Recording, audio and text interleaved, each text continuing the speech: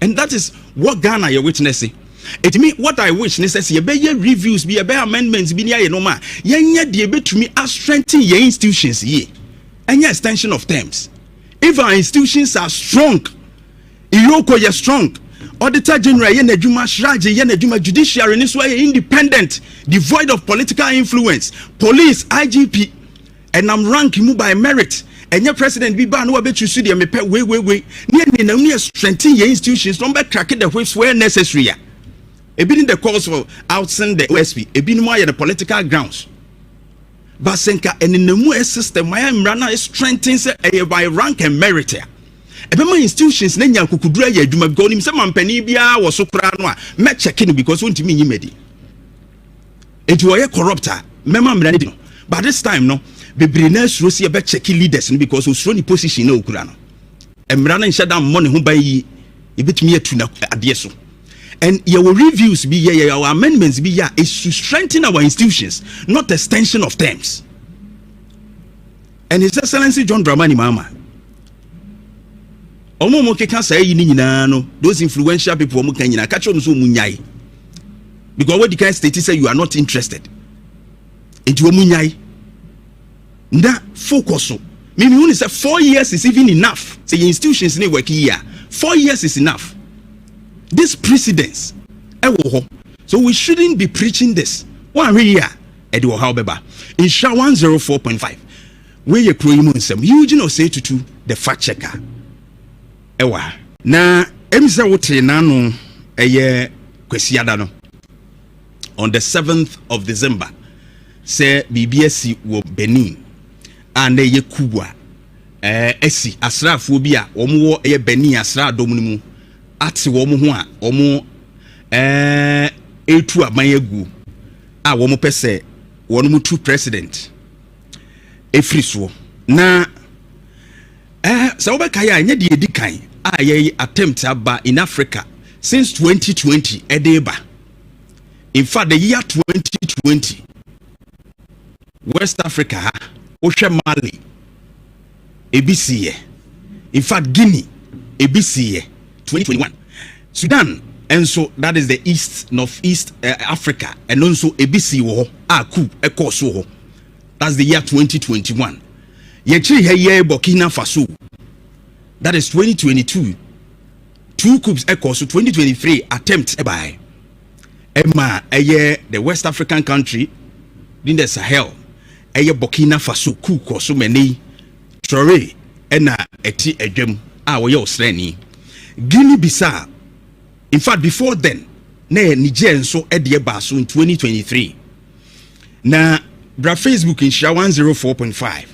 And to share the idea to we map in Nanwa. A show baby, sa a yeku ninano SCC. And in fact, within the French speaking countries, no. Guinea-Bissau 2025 year, and che, ni bear na what you mean, and then also a man home so.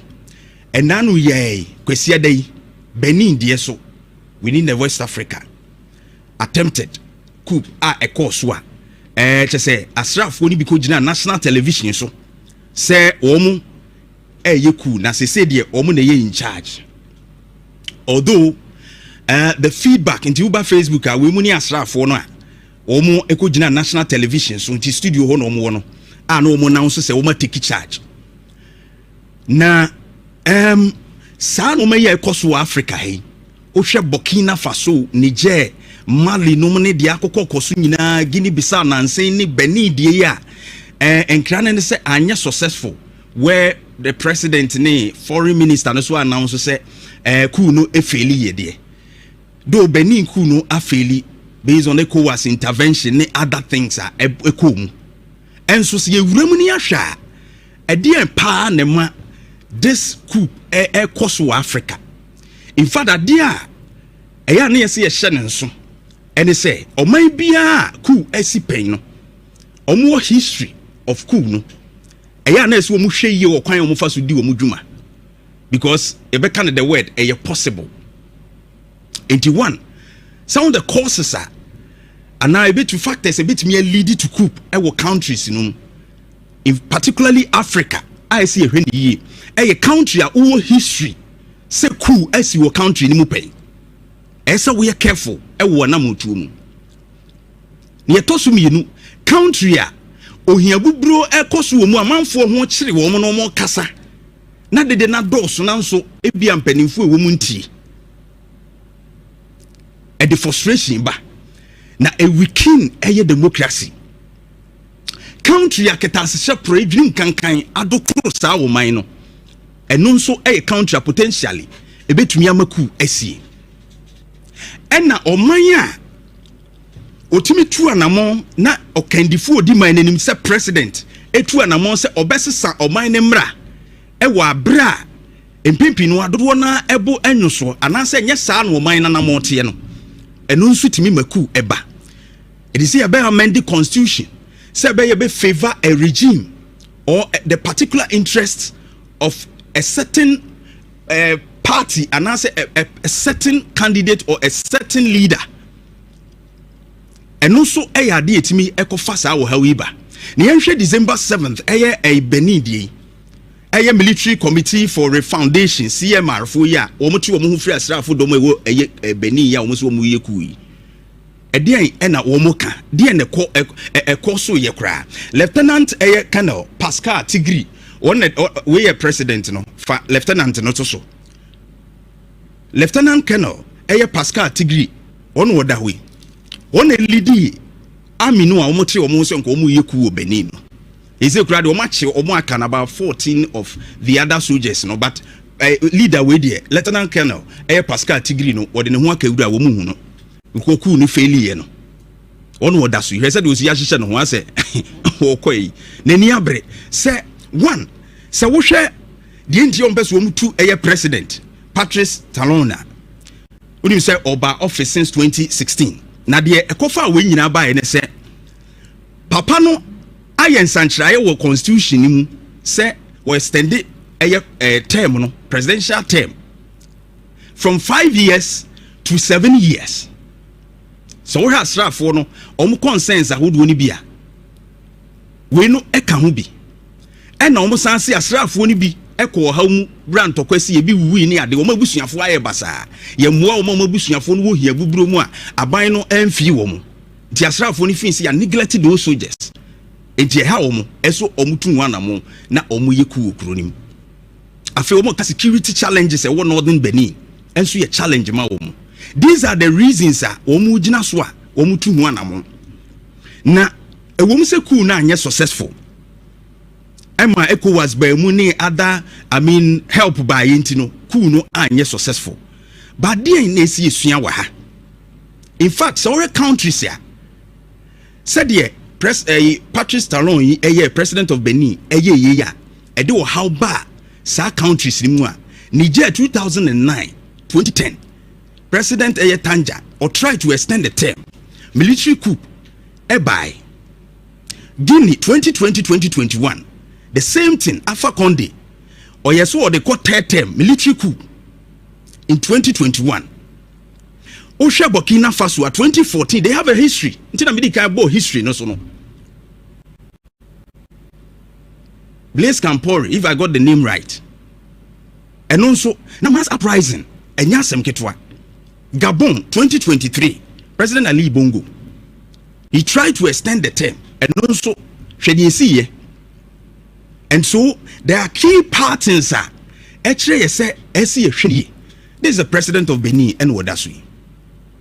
In fact term extension bring it tension in the system amanfo adwene fa ho ne se o pese o twi mmere ni mu a ekire se o pese o fa power no ase je se o pese term extension se o pese o grab power ema obi medibi ema entimi enko baabia anase ode enya wo ho ana wo yema ni favor wo ho enti e ba nipa ni trim e bankrofo tim e ba military fo ni trim e ba bankrofo tim se ne ensacha e bia entimi ma enti no pese o extend the term.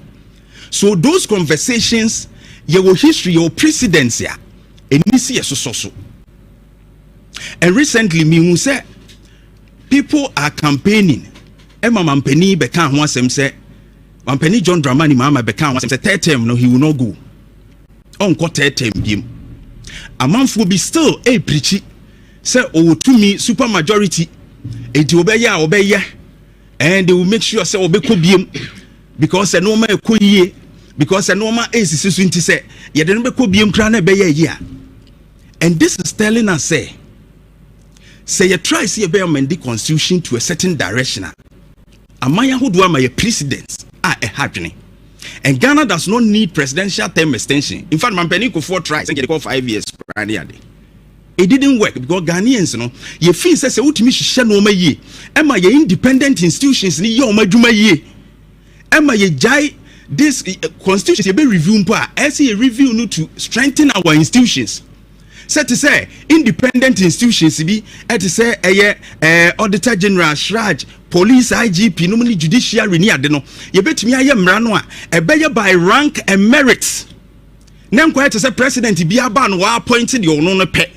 Nan ketimi build trust in our institutions no matimi a check because Obama can say when we have weak institutions entimi ma o man develop it. And that is what Ghana you witnessing. It mean what I wish necessary ye be reviews be amendments be near no ma ye de betumi a strengthen your institutions ye and extension of terms. If our institutions are strong, Iyoko ye strong, Auditor General ye na adwuma Shraje ye na adwuma judiciary ni so ye independent, devoid of political influence, police IGP and I'm ranking mu by merit. And your president be ban no be choose the me pe we near strengthen your institutions don't be crack the whips where necessary.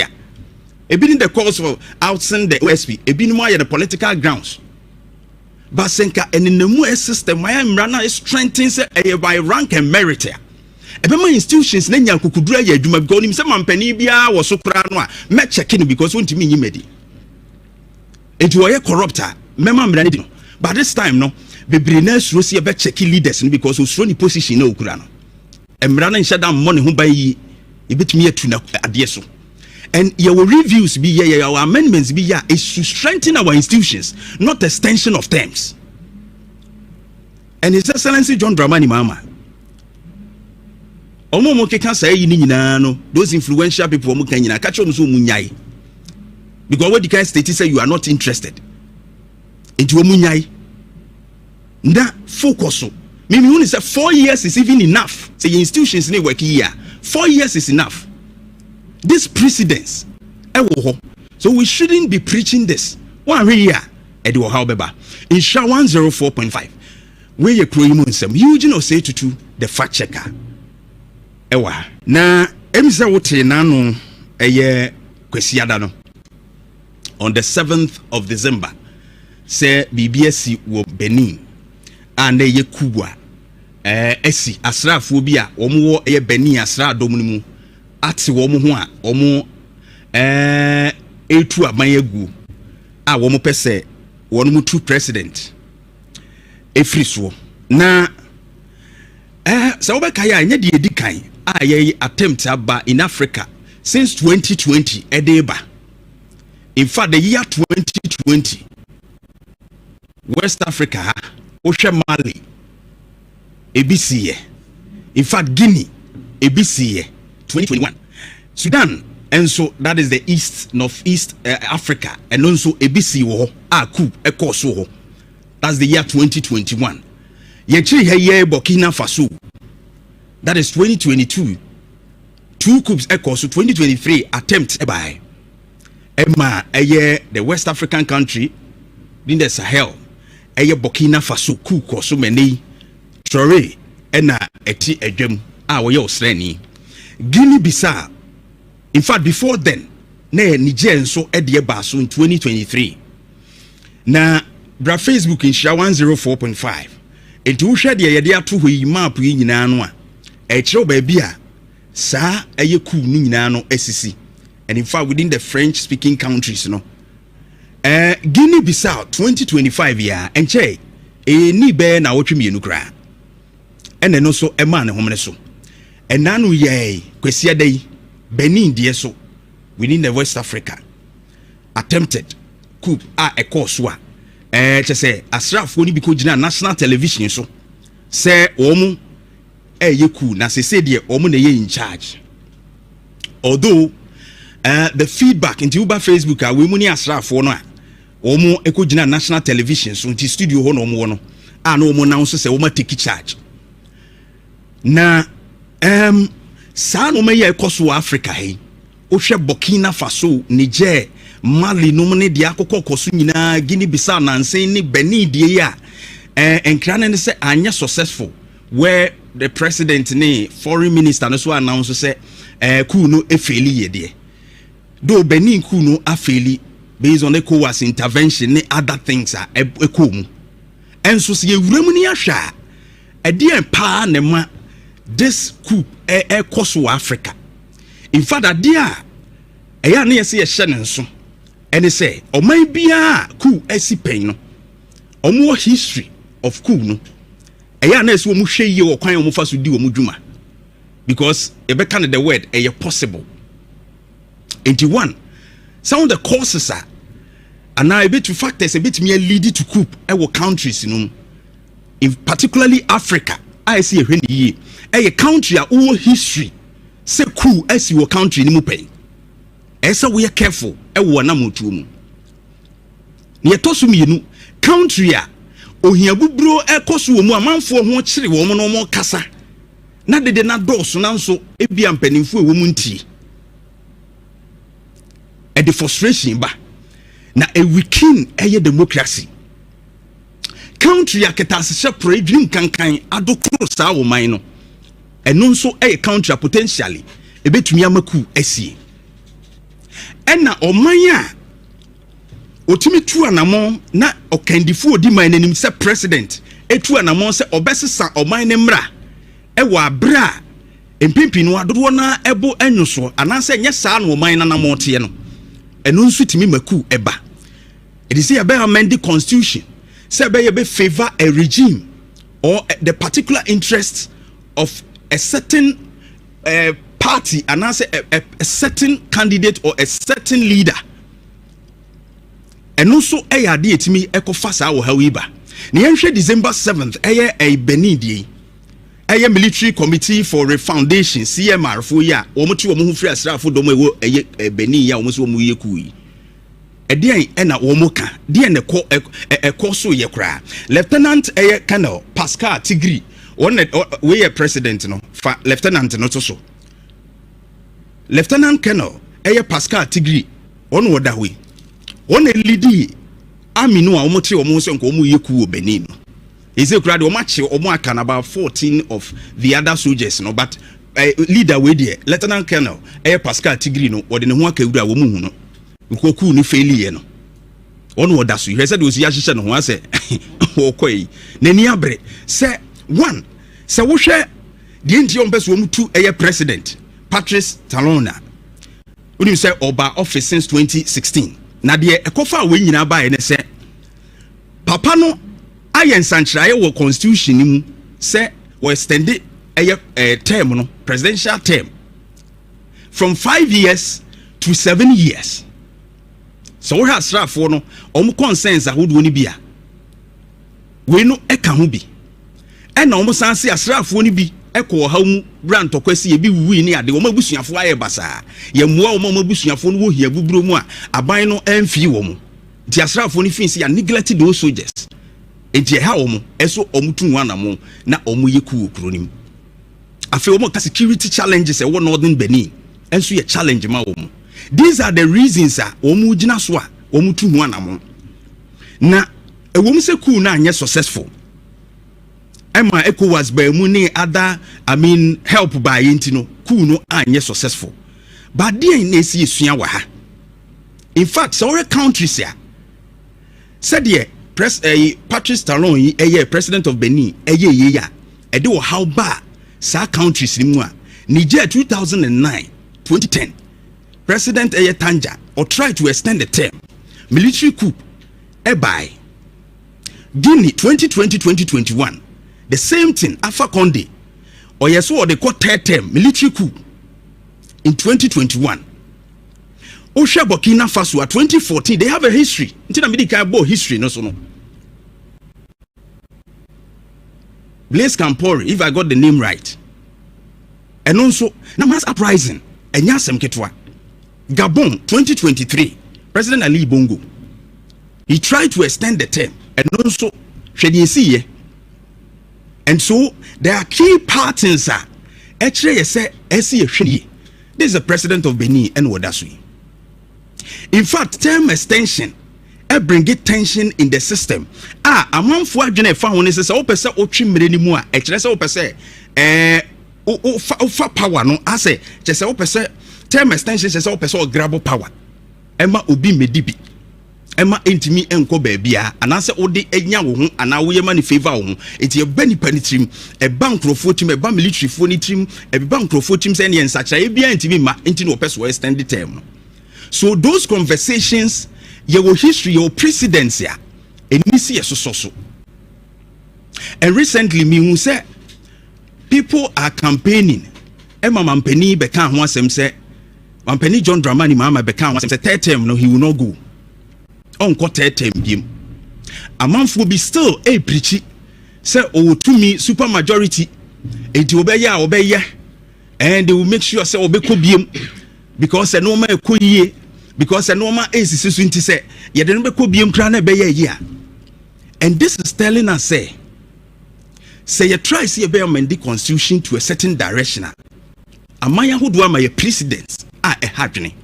And Ghana does not need presidential term extension. In fact, Mampeni could 4 tries and get 5 years. It didn't work because Ghanaians, you feel says ultimately she no ye.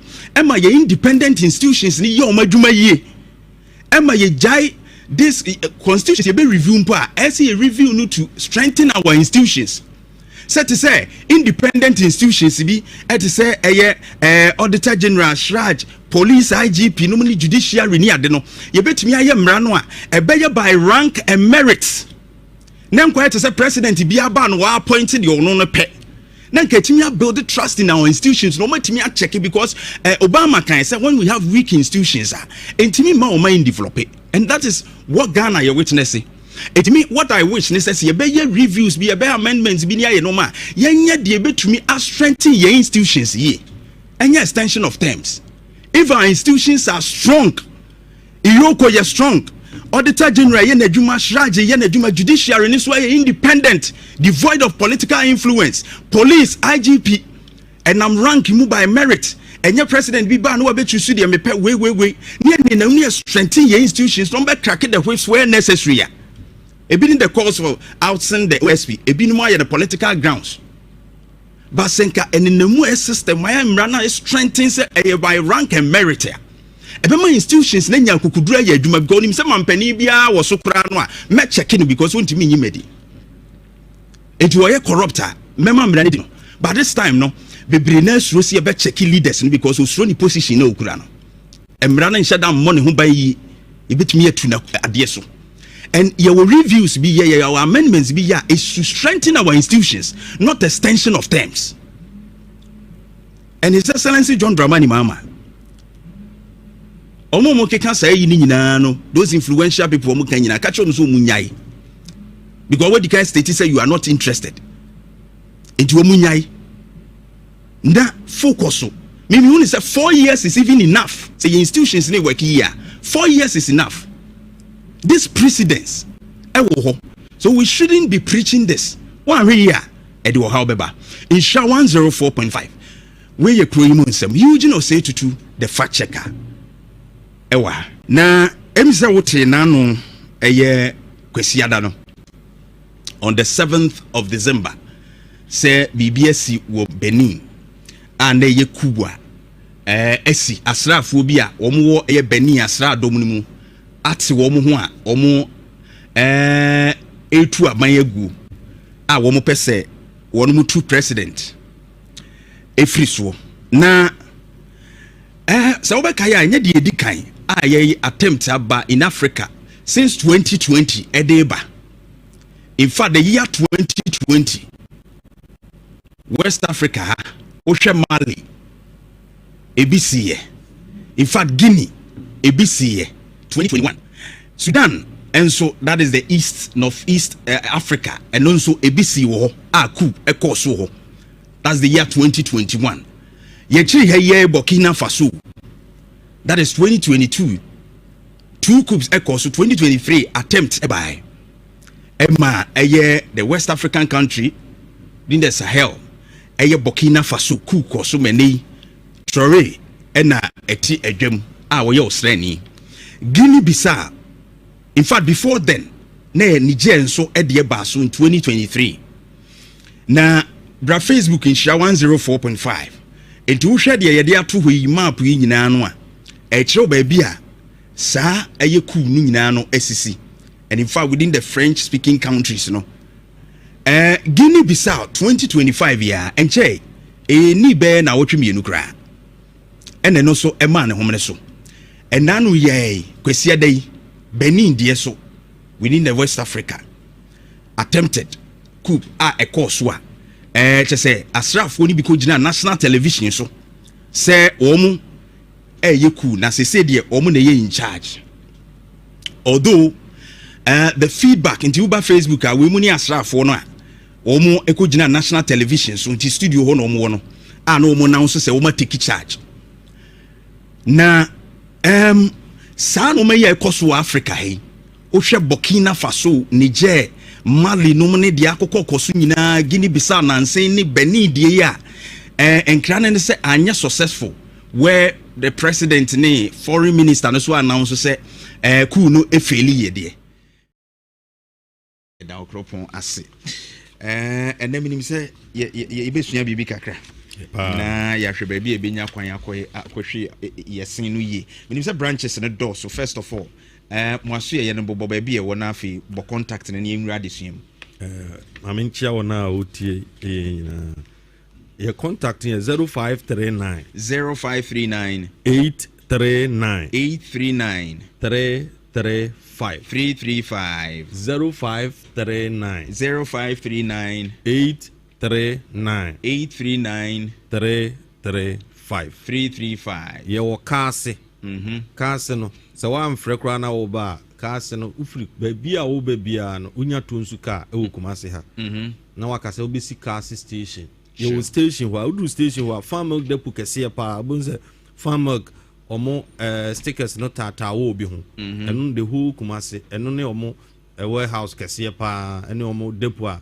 omo ye farm work no ye ne omo na ye opposite Liberty filling station bonze ahyenso de ne ye edan kese pa adansi rural bank wo mu bi ye wo asie floor no asie de no ho ne enfro enkosoro ho wo ba beto nature small dental ana obetumi abakọ no Lady Dina Koso filling station wa eno so esuru ni nyina no nature small dental clinic right intina je ye telephone number ne baby amowo no na ede ne ebesua ne esen no ha no dose bebre na ohwe ntokuru ewuwo mu ne ebisu wo ho a no wo bleed ne no ma bebre na de ne behwe ne no uzi ye ko Christmas mu nti ye ko Christmas ndi ye the cosmetics dentistry wow na ye be chiramanfo okay ye kan cosmetics uzi oba dentistry mu a ye wo nkrabata hodo bebre wo ho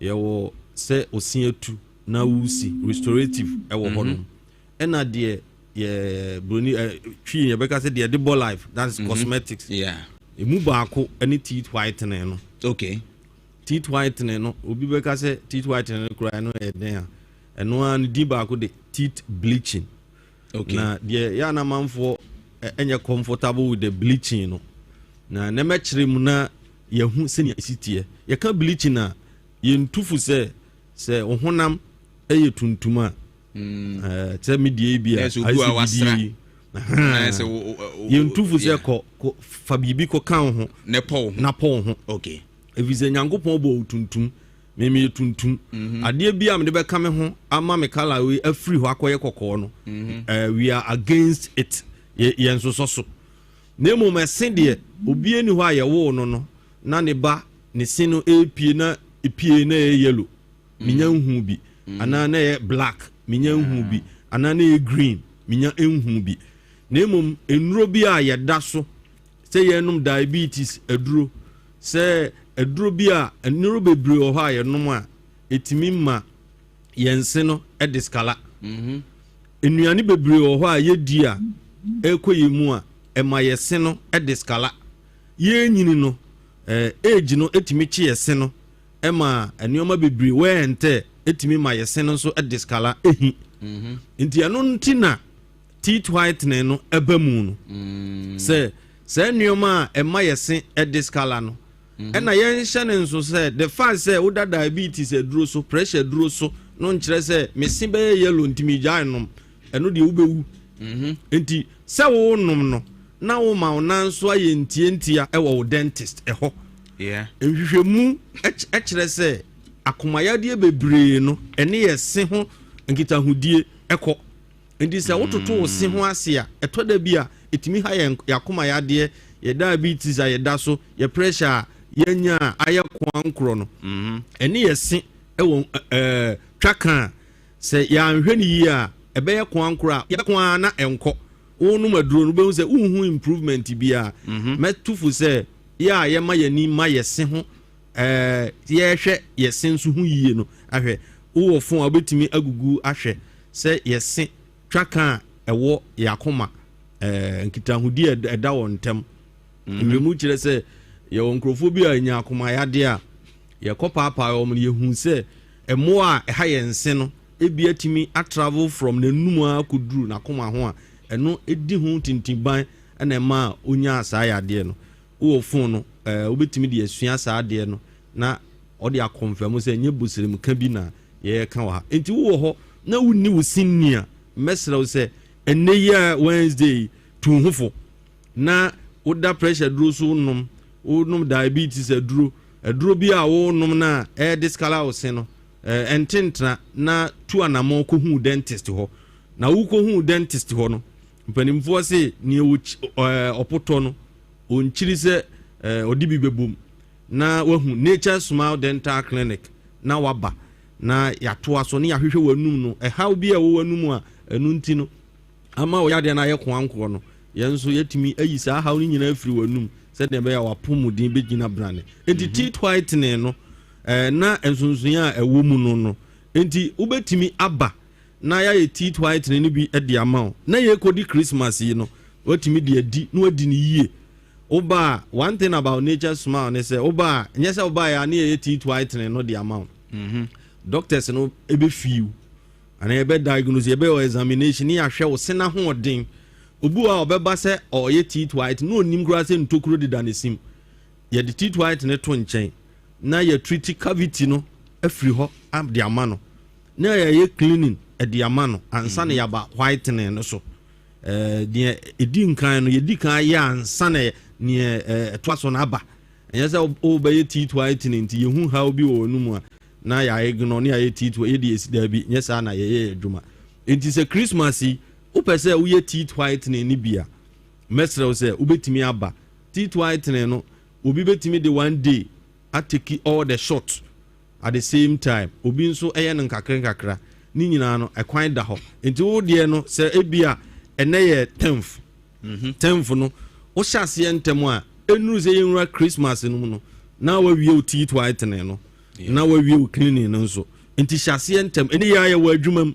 ɛntu nhyɛ da ɛnka sɛ wobɛba ɔkyena bɛduru mɛba Friday ɔmo frɛ no ɔkyena meba ɔkyena na duru sɛ ɔba no manya ho mɛba next week ɔde saa yɛsi January ɛnɛ yɛ December onya ɛma yɛnyɛ hwee mfa ne se how na ɛwɔ n'anum no mɛsrɛw sɛ na utie Nhyira FM anɔpɛ yi a ma ne nyɛ wasɛm hia Christmas yi ɛmfa ɛse a sɛbe asɛe nkɔwuram ɛyɛ dentist adwuma ne sɛ ose no ɛhaw bi a aba mu no obɛsiesie sɛ ntokuro didam sɛ tokuro no deda osi mu a na enura akyira a wanhwɛ a wonte hwee wonte sensitivity wonte any pain ba ebeduru baabi no bɛsɛ tokuro no afei wode nsuo ɛkɔ wanom abuei wote air condition mu abuei dompe ɛne yɛde bɛma abuei adeɛ bie ne wa wotumi de wo se no yɛ na gyɛ sɛ baabi yɛduru wanhwɛ a wobɛba no yɛntwa x-ray no na yɛaka kyerɛ wo sɛ yɛyɛ se ne hwee a ɛnyɛ yi agye sɛ yɛtu firi hɔ yɛ na yɛawerɛ ho sɛm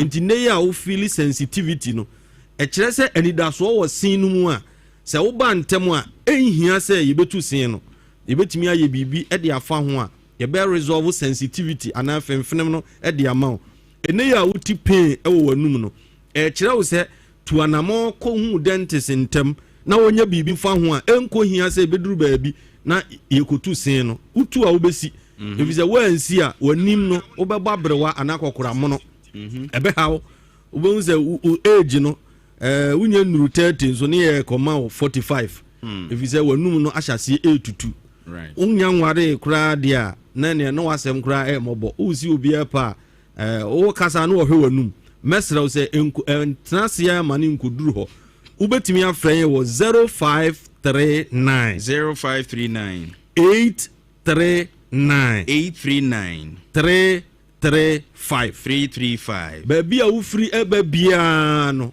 atonsu de kumase ha ati se ayese center no baby a ka agina ho uduru mate no aka kire say o baka station hwa uduru car station Liberty filling station hwa obun say ase ho na ye no bo ho kese Nature Smile Dental Clinic ye beda wona ufri achirichiri bani nyina wona obeye braces ye besro se wo pese wo ye braces ni bia eno na me kan ba bi se me ni obi to nchia me ofre me na me ka price na kire no ogina so din na me ka kire ni se ma o mansa o be dental be for a onfre na onhwe the price of braces no owia onfre me back ono a be sa afre me eno ofre me no say o kan yo na me ka kire ni se me de meka bia no minim ne meka enti se me bo braces na kire wa it means that my pick the minimum price in America at the actual and the obi can baby say braces no was runti SME be missing fam so missing effort for a so in tinkaba manum as and come koshe bintu because price at the amamino mean to me a manu huna what dear fire number no na frey o frey I no be she better so crama a boy or boy no you better so cra the amount a bear on nti wona ofri chirichiri ba wona ofri bogo so ba wona ofri takra de ba enipa bebre obi wa ofra ba bi efri obeka se wanti oma ha bon se ha na wa frɛ se otika mu a oba onsi hefa ni nyina o ya adwuma so a ye no Nature Smile Dental Clinic nti me de manu si no teeth whitening no Christmas ibe ye bi oye oba ato atade fita egu ho ma ene wo se no maache weekends you be wade e di brunya wo tata de wedding gown na wo to no gon no na wo sa budget for teeth whitening no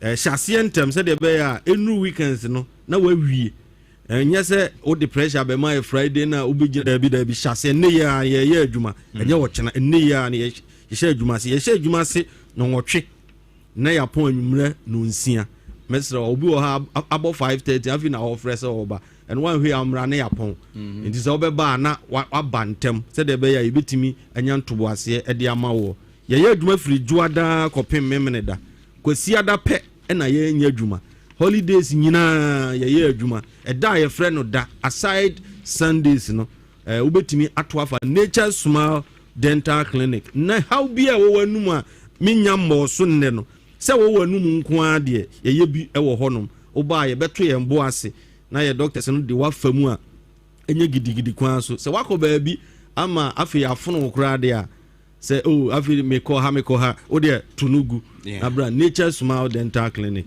na ye nto ye bo ase enhwe unti frɛ ye wo 0539 839 335 Madam Wase yensu ye da CP Insha 104.5 we Nature Smile Dental Clinic na ote wo monka no na ma memfa birthday wishes ishronko enko quickly na afi yentoa so Naomi ene Naomi birthday dodo na afre wata we trader o KJT a honom kusi mafo ukunu sojani papa soja with the Ghana Armed Forces 6BN oso ma happy birthday nyame Insha wo da no so na onye wo kese pa oso do ye na obe surprise won so pa Benis Edusei Faith wa hotedin ye Shoto Benis Edusei Faith ye Shoto lady so hu GRNMA Akrofrom District PRO also happy birthday to you nyame Insha na onye okese ma nkwatenten ahode wom na bibia enye fine pa emfa emma na on the 26th of December Asante Mampong ebeye didididididi Ampofoje Leaves concert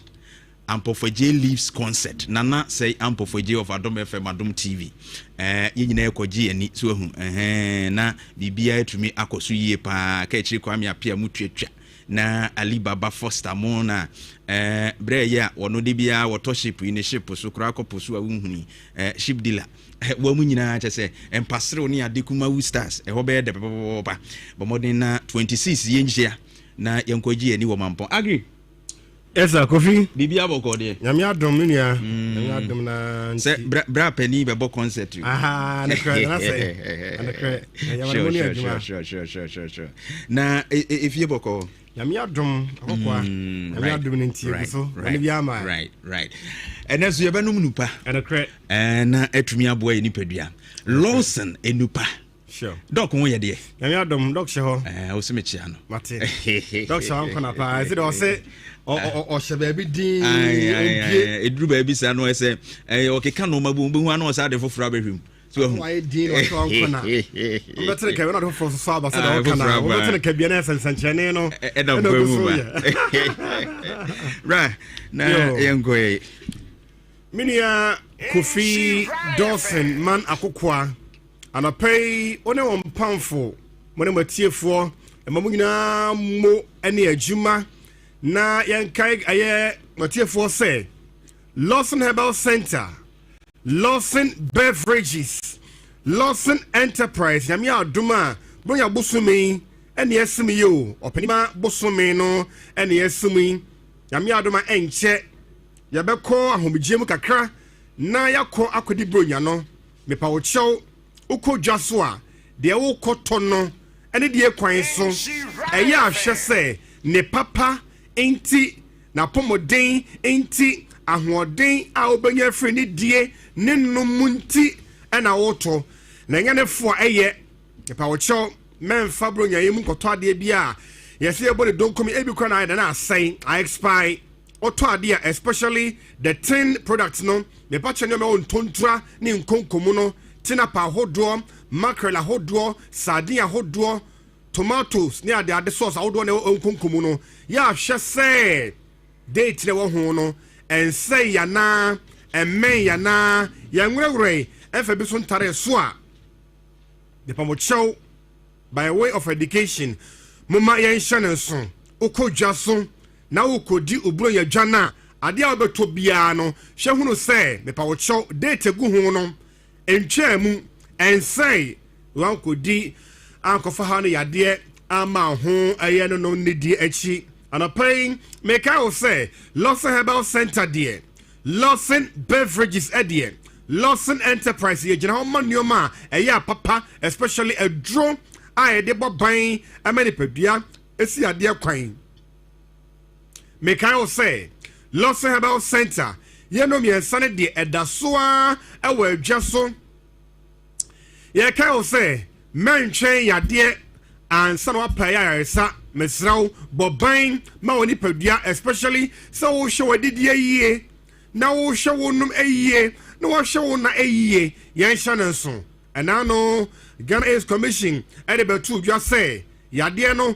kwa na ekosoro enti pa wo chew ene de kwan so fa pomoden ehye wonsa ne kai se oba onyo yire ne bemo nyo kunu de wo be hwe na wabom ho ban na yade bia amma yade nko aso sabio efi ene mo ba no ene HIV/AIDS dia kan doson hepatitis syphilis gonorrhea to mention a few yami ene enna ho afofuda yimu no na tebe de nkwana me ahodin mu Lawson Herbal Mixture I am man memedro Lawson Loke Mixture I am man memedro Lawson Delay Man Capsules I am memma nko edro enti bema wo enfi edu nwotwe 18 ekro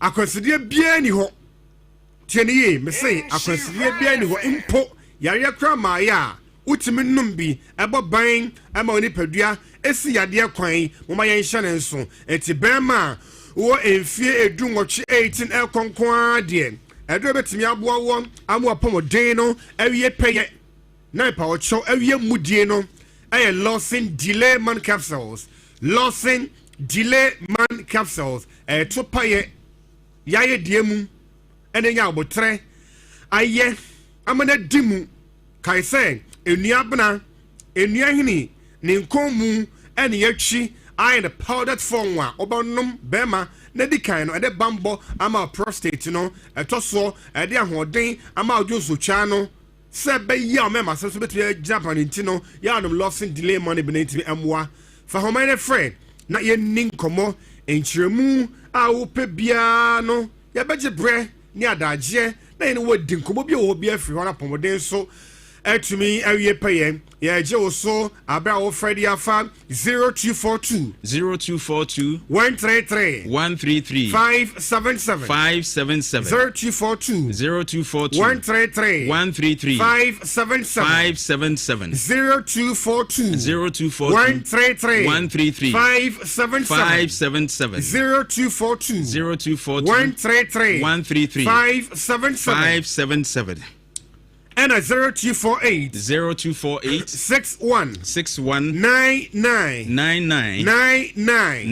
0248 61 99 0248 61 99 0248 61 99 akokwa anapay mesre enhyira matiefuo enyina se edidie ayade ba ko a enne ene onom ni be pena na munya yade entime pamo kyew yetiefuo mo ya hwefo yesrem aduane no so kodi a enye de a obeti wonum no touch maso nkwanti na so odie debida apomodin no ahoodin no bambom no ayaresam no hwesa na so osunso papa ede ma wo maka na se aka se enkyire enuane emroso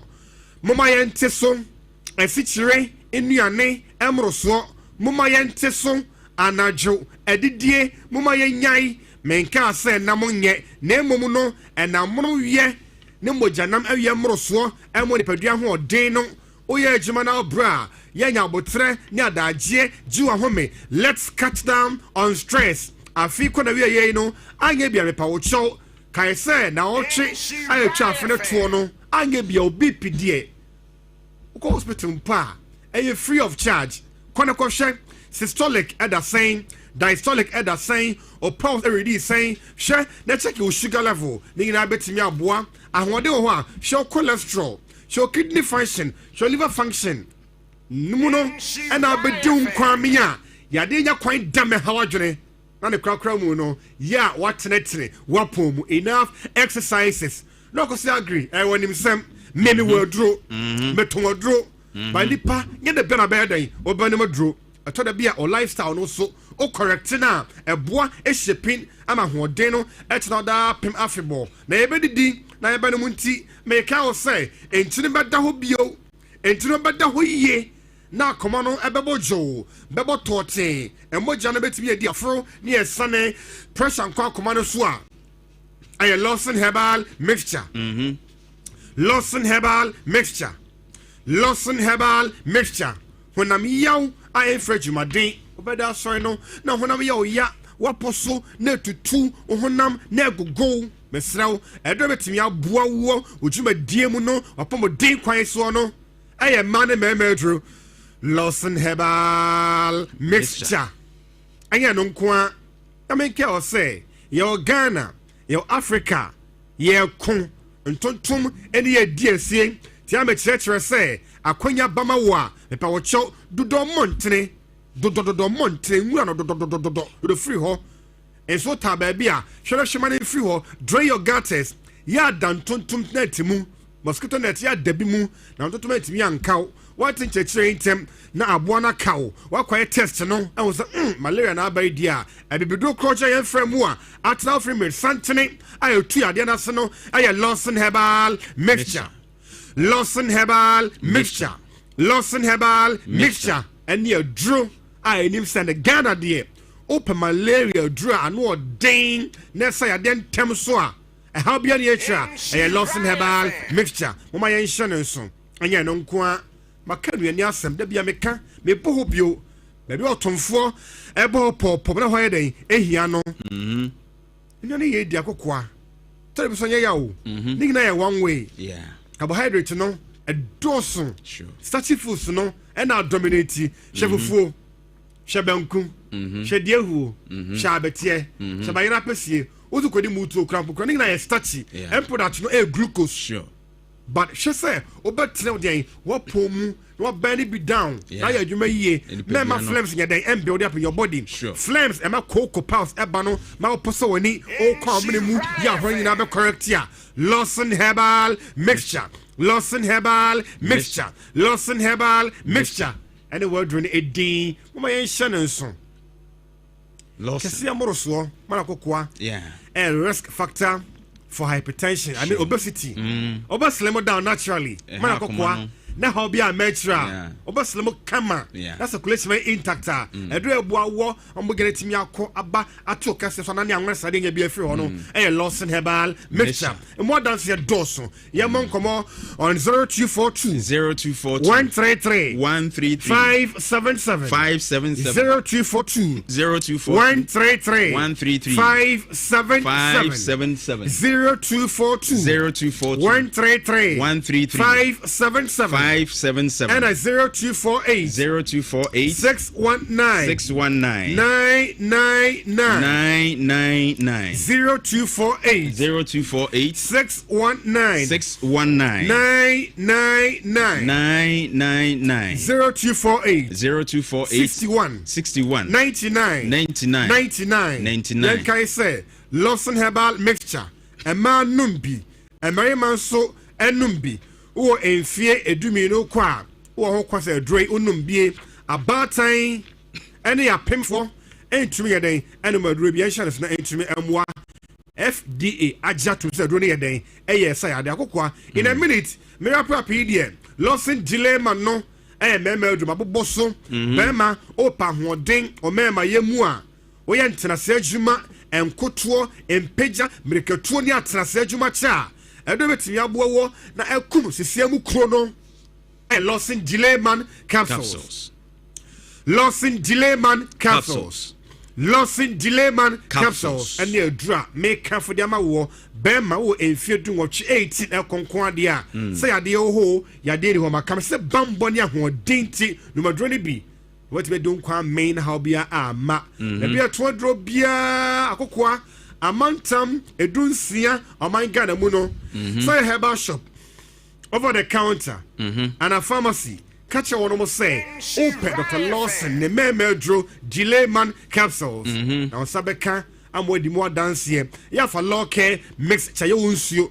the fun to pay Delayman no yokuma cd KNG herbal apidank misty Freddie Mans, Habme, Samenko, Adia, Osons, Kwajibi or Hodubu Sabeka, Quadaso, Yanko Lawson Enterprise, Lawson Enterprise, and a DVLA, Divishanimu El Quadaso, Kwajibi or Atonsu, Yanko Wife Junction, so Careflow Pharmacy, Careflow Pharmacy. Eben Divine Chapel, ne Ramda Chapel, Mampon, Okwa, Yanko Sewa, Herbal Shop, Mampon and Quantanan 0242 133 577 and a 0248 61 99 and when I see no still in kind they have a Nene moi and anum. Nana Socha, Papa Mamma dear, Papa Ernest or Dummy Asari. Sure. One Mama Irene or Dummy Asari. Mama, it's your church. I was doing come on. Cocoa, you're that's an Evesesha. Medasipi agree no Lawson Herbal KuroYiMuNsem and what in Insha 104.5. I wish ya no more trouble. Me try me one banafi yet Koma Kanuna at the Ashesho. Na ensemufie enkomodo super me buy sia anafa phone boy onte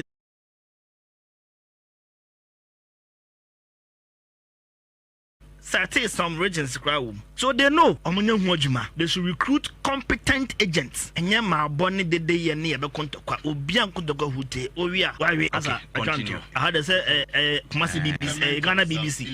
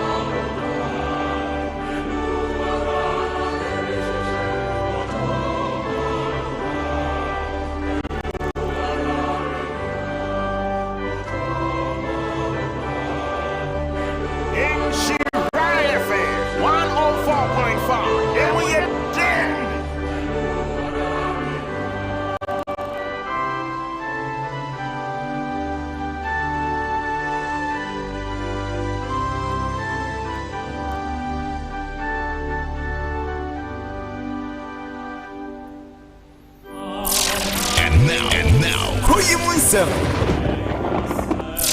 And now, KuroYiMuNsem.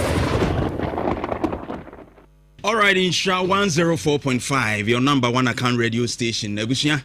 And the 10th day in the month of December 2025. Okropon Ediache, Asedan Kennedy, na Ghana Munsem no, ya na de bia ya so ni ante asem fofra ya na yechi. Enra na mera hu yi pa.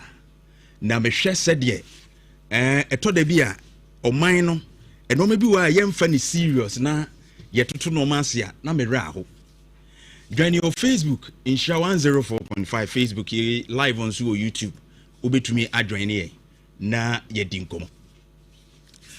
Unim say on the 24th of November 2025 ena eye High Court in Tamale ede eye ni mu aye bae eye ruling say Pandai seat no eye Parliament member of Parliament for Pandai Matthew Nyindam ade say ekwan a abatwo 2024 elections no efa so course no ma bi anko. In fact the NDC candidate here or they asem no court after the elections say abatwo no susu se no ma bi anko yi from see ekeka matwo no emani bomu ye figures ni bomu no coalition no anko yi no ma bebre ho irregularities bebre ko so ema all the police stations bebro be 40 e de koy no de court no court etietie mu ama High Court no ebu aye se enyina so wo mu hu se irregularities bi wom abatwo commission adwuma yemu no etosin kakra eno ma bi wo ho a anko yi etochi enti no court no ese aba no yensa ntu ni biem rerun na samu ayi ene ko dam da hye bedwa efie ho na chia mehen abansoma ne baben etena adwamu no emuaya ode ba ye ni nyina so a odi yi hu ano no efri eye Court of Appeal rules no CI 19 as amended CI 132 na ohwe rule 27.3 no a ema kwanya say Jeff, you can put it there for me.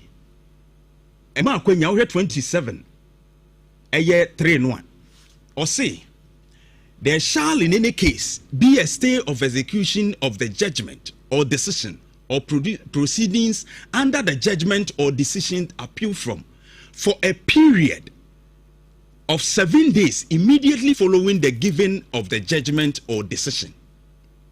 To read 3A no. Say court to be the say High Court. Emma ruling and answer we buasem. Na de ye buatia no bia wonte ne ho ase na bi obekọ appeal a. Appeal court rules ni kire se enipa no a sa asem na ebutia no no. Ese onya akwanya within 7 days. Sa court ni decision odi kan ye no. Enisi ye de ye adwuma na ye twen so 7 days. Na nipa ni nya akwanya na emremu no tumi a owo no otumi eye na appeal na okọ nanim ewum. Na enumu ene atwere wo eye sa 27.3A no mu. It is Speaker of Parliament ejina sa we no so. Ene wo kan se nanka etwa se sa de no ano ombe declare say be a court rule ni nti no ombeka se seat ni evika nanso almost 7 days period because of the rule we emra we ni nti ahwe say Matthew Nyindam betimi exercising the right constitutionally. Na okay free 24th no ananka 1st December and anka 7 days grace period now betimi e de ayed yo beye wo mramu no esi. But Clerk of Parliament etro krata koma electoral commission dated 4th December o notify electoral commission say Pandai seat no vacant. Che say court ruling say abatwo na nko yie nti no saa abatwo no nsunsuaso ye ntimi mfa nya adwumanti ento ne foforo na saa notice ya call ye no letter no na da Facebook no enti join ye Sha 104.5 Facebook page na follow discussions no na on the 4th now to mean say first crown and 7 days no AC eti after 2nd 3rd near drew 4th and Sana Clark ede letter ekoma electoral commission say o notify ne say seat no aye vacant na ekoba asa no ɛna dɔm kuma ɛwɔ mmarahyɛ badwa fie so ɔmo nte ɔmo ho ase etu ɔmo hyiae ɛnura wɔ mmarahyɛ badwa fie no nyɛni bɛhwɛ ɛwɔ hɔ nyɛni bɛhwɛ sɛ asɛ kindergarten bi wo de bra Facebook bɛhwɛ mmarahyɛ badwa wo kootu yabobɔ tie honorable members bɛhwɛ deɛ ɔmo yɛ wɔ parliament hɔ na in fact our parliament baby a ɛkɔ no ano ɛden baby a yɛde mmarahyɛ badwa no ɛkɔ no ano ɛden hwɛ mmarahyɛ badwa ni paa hwɛhwɛde a wɔto no hɔ wo de bra Facebook bɛhwɛ w'ani so adeɛ hwɛde a ɔto no hɔ na hwɛ stika hwɛ baby a ɔmo gyina and look at what they are doing over there awreho na mehwɛ di nam sɛ eti wei yɛ Ghana parliament na ani yɛntimi nsesen adwene because this one yɛkae the 8th parliament in 2021 ɛberɛ a wɔn yi speaker ade bɛkye after 2020 elections no ɛne ade no ɛberɛ a wɔn yi speaker no yɛhu deɛ si we condemned it sɛ parliament saa fisticuff ɛne yɛ ko ne yɛ bobɔ yɛ ho yɛ piapia yɛ ho ne ade no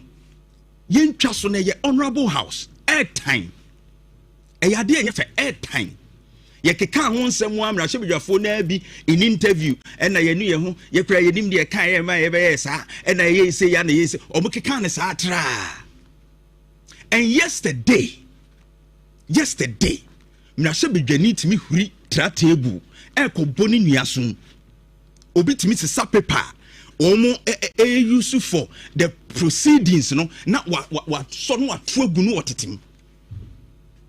This is the parliament of Ghana. Any parliament. This is shameful. This is very shameful. Ya won kwada school for kwada omutimi gura parliament. Ekwohwe proceedings. Ya wa hoho bi omutimi nya opportunity betra ho gallery o so mo hwe de ekoso parliament. This is on television. Ewiase nyina hwe Ghana parliament. Enti anya ni wu. See because a Ghana your parliament honorable members it will power one a year less than 18 years. This is very shameful to the House of Parliament. Akosua that one I happened in the 8th Parliament we thought it was done. Yenim see a lessons the disgrace that came upon Parliament. Implement me ho ase kura nia. Na see e koni sei. Because the rules are clear and I medi kan share on. Now Jeff Safa rule ni ma me biem. Because the defense was that Matthew Nyindam appealing tino. Wa appeal etino enis kwai se nko mo trust akrata no. But look at rule 27. This is the amended amended CI 19 amended. CI 132 no. Or say an appeal shall not operate as a stay of execution. I repeat, an appeal shall not operate as a stay of execution or of proceedings under the judgment or decisions appealed against, except where the court below or the court otherwise orders. The parliament has acted based on the law. Because the facts were quite appeal, no, and say when a state of execution, and there are records of it. Jachi Kwesi need any different case, but he went to court and he was seeking for stay of execution. By Amfamanunti after 7 days, the parliament declared the seat vacant. And these things your precedents any day. In fact, 28th July, on 7 days grace period. As soon ya pepe when ya court order of stay of execution, they declared the seat.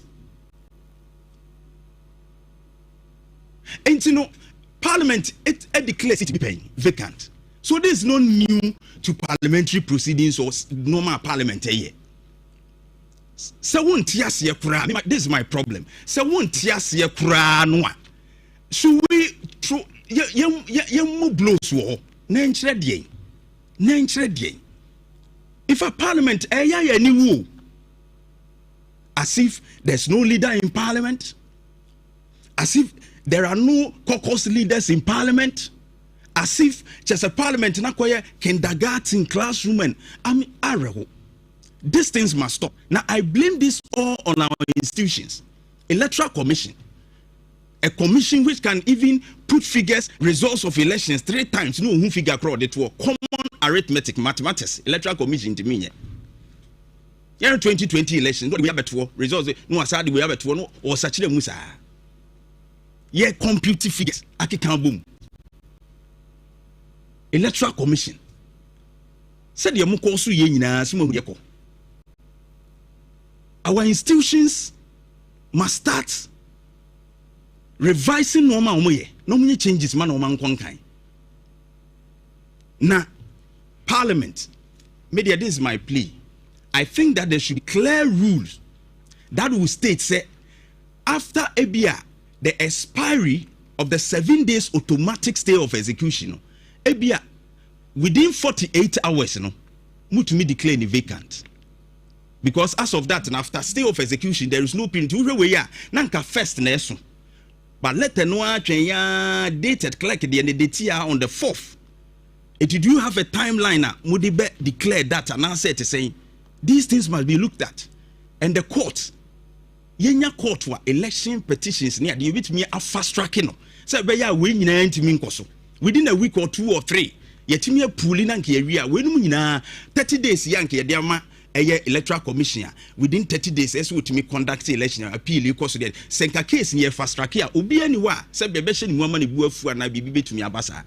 And so our institutions as it me and such a boy that's no man nature.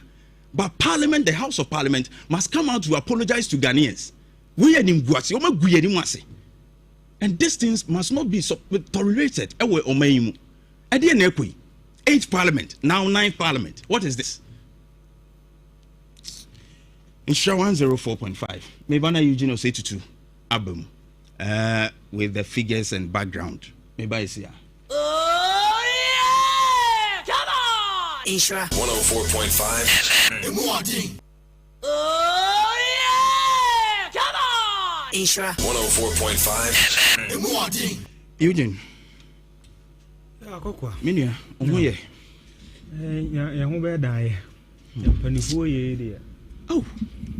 Akokwa, you see yan secure yasenka nyama bi okroma no say. You see, one day we may cross the Rubicon. You can't say you be cross Rubicon at here. Jesus Shemasi. Nso okwe Italia. Titimire mu no mka Rubicon e nso obi twa omo achi bio. Okay. Nso sojafo awura wo. Ebna masha tisi. One day ombeti asim no ebi enti asem papa bio. Serious. And you see I am nkofo bi wo ho mo social media mu nemam sa no mani age o violence more fire. Enya suban papa. What is the process? Yakoto abo pandai. Yakoto aba no. NDC candidate and not a member of parliament no. Elusu seat no. To KuroYiMuNsem. Mama history kakra bete obo ni nti asem na ye you know. Sure. From 1992 NDC di pandaya to 2016 and KuroYiMuNsem beji akunya no. Yeah. 2020 eno lusu ye to the current NDC candidate to the court no. And 2024 KuroYiMuNsem sa beji akunya no. It wo sha omu mienu no. Omu history. Akwata se. Na asam ye no the court. Niema no edoso ba niema ni bi ni se omo dwen se 41 out of 152 polling stations are pandai the omne results on e ban ne the way e won krata so no enya dwen. Yeah. And the court dan Tamale High Court because Pandai was northern region. Again, almost I say easy official ni movie coalition no. Every Pandai at the Tamale different district no. Officially one more NDC candidates no ye key stakeholder and amane. Okay. What you say? Again, almost any maybe cause so any other things. Na court to Nijina so can say.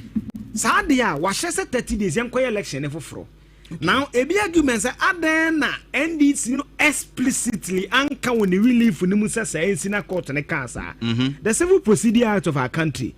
The court is not limited to just the reliefs who are court abesiki. Yeah. The court can make general reliefs. Yeah. And judgment to guide future proceedings of the court. Sure. Yeah. So that is a fact.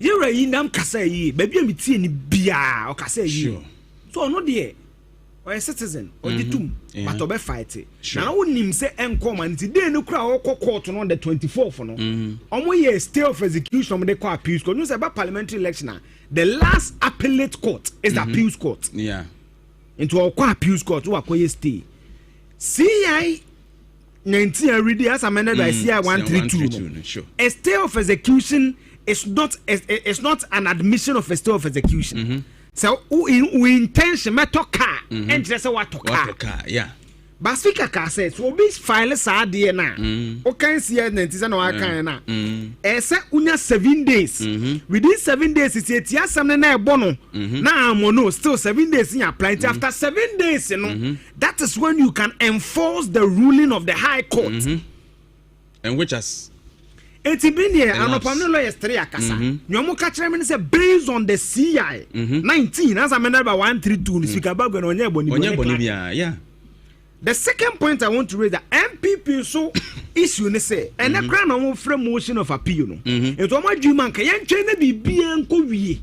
Ansa na ye ka say declare seat ni vacant. Ye declare seat ni vacant. Is that lawful? For me I see that argument as a more of a moral assuasion. But it's here, Eugene. It's here. My main came out. 27, one no. Minim, the me can say, speaker na there or the mara, and I hear Juma. The MPP can me usually say to them, who say it's more of a moral assuasion. You who is saying Kasane, and Kayeni say, you see, Parliament are masters of their own laws. Yeah. Conventions are not necessarily laws.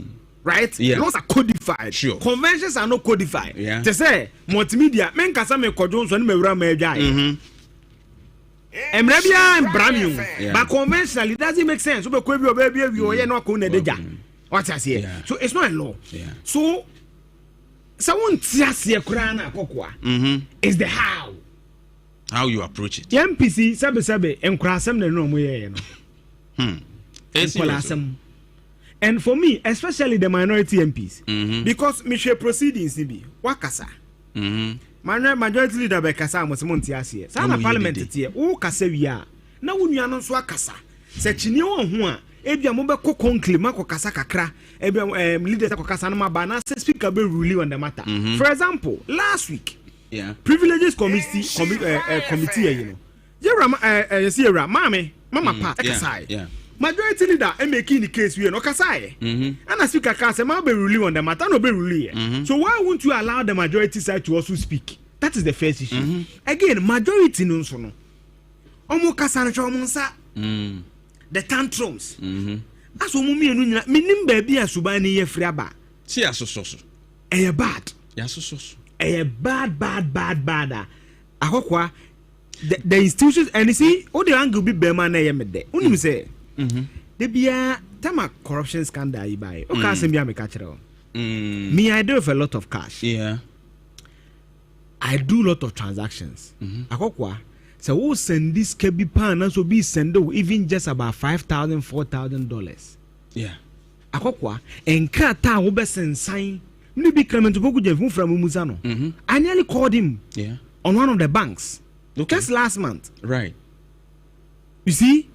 But yeah, tiska we akoto down ha, na mbeka say. Me di mi nyaya. Bank of Ghana. FIC. SEC. Yentri omu nyina amra press conference public musa wom. So how did these transactions go through? Because some of state agencies it's a monetary because banking system now we treat you say to 20 common people no. I say a bankrophobia dia a different. Yeah. Ye di matam say makase ya we accuse you no kromfo Ghana because yes you look everything in politics akokwa nya wan say allegedly obitimi to dan 1.something million dollars na entrega alambia okrowe mu me kan say you fight state agencies no 2020 and okay you see and I always say when you have principles akokwa meduma we wo ye now principles usro sure. When people attack you, people say whatever.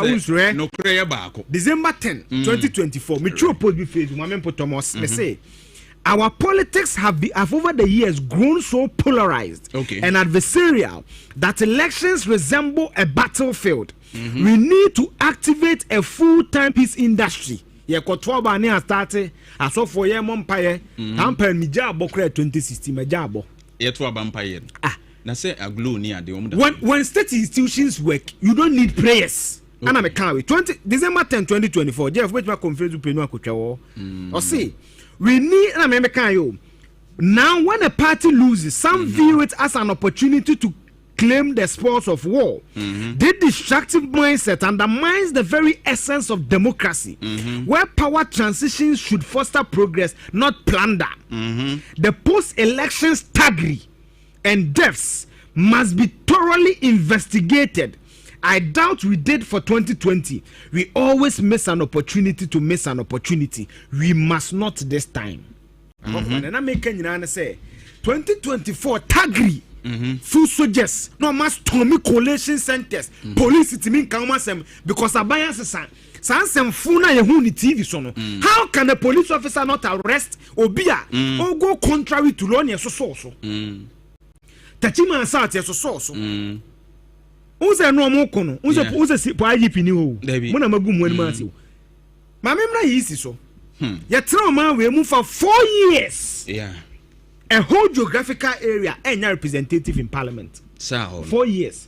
Yeah, voter registration 2024. Kwa hwe yisi Facebook page. The percentage weba na ebro 100 no ma besesa no.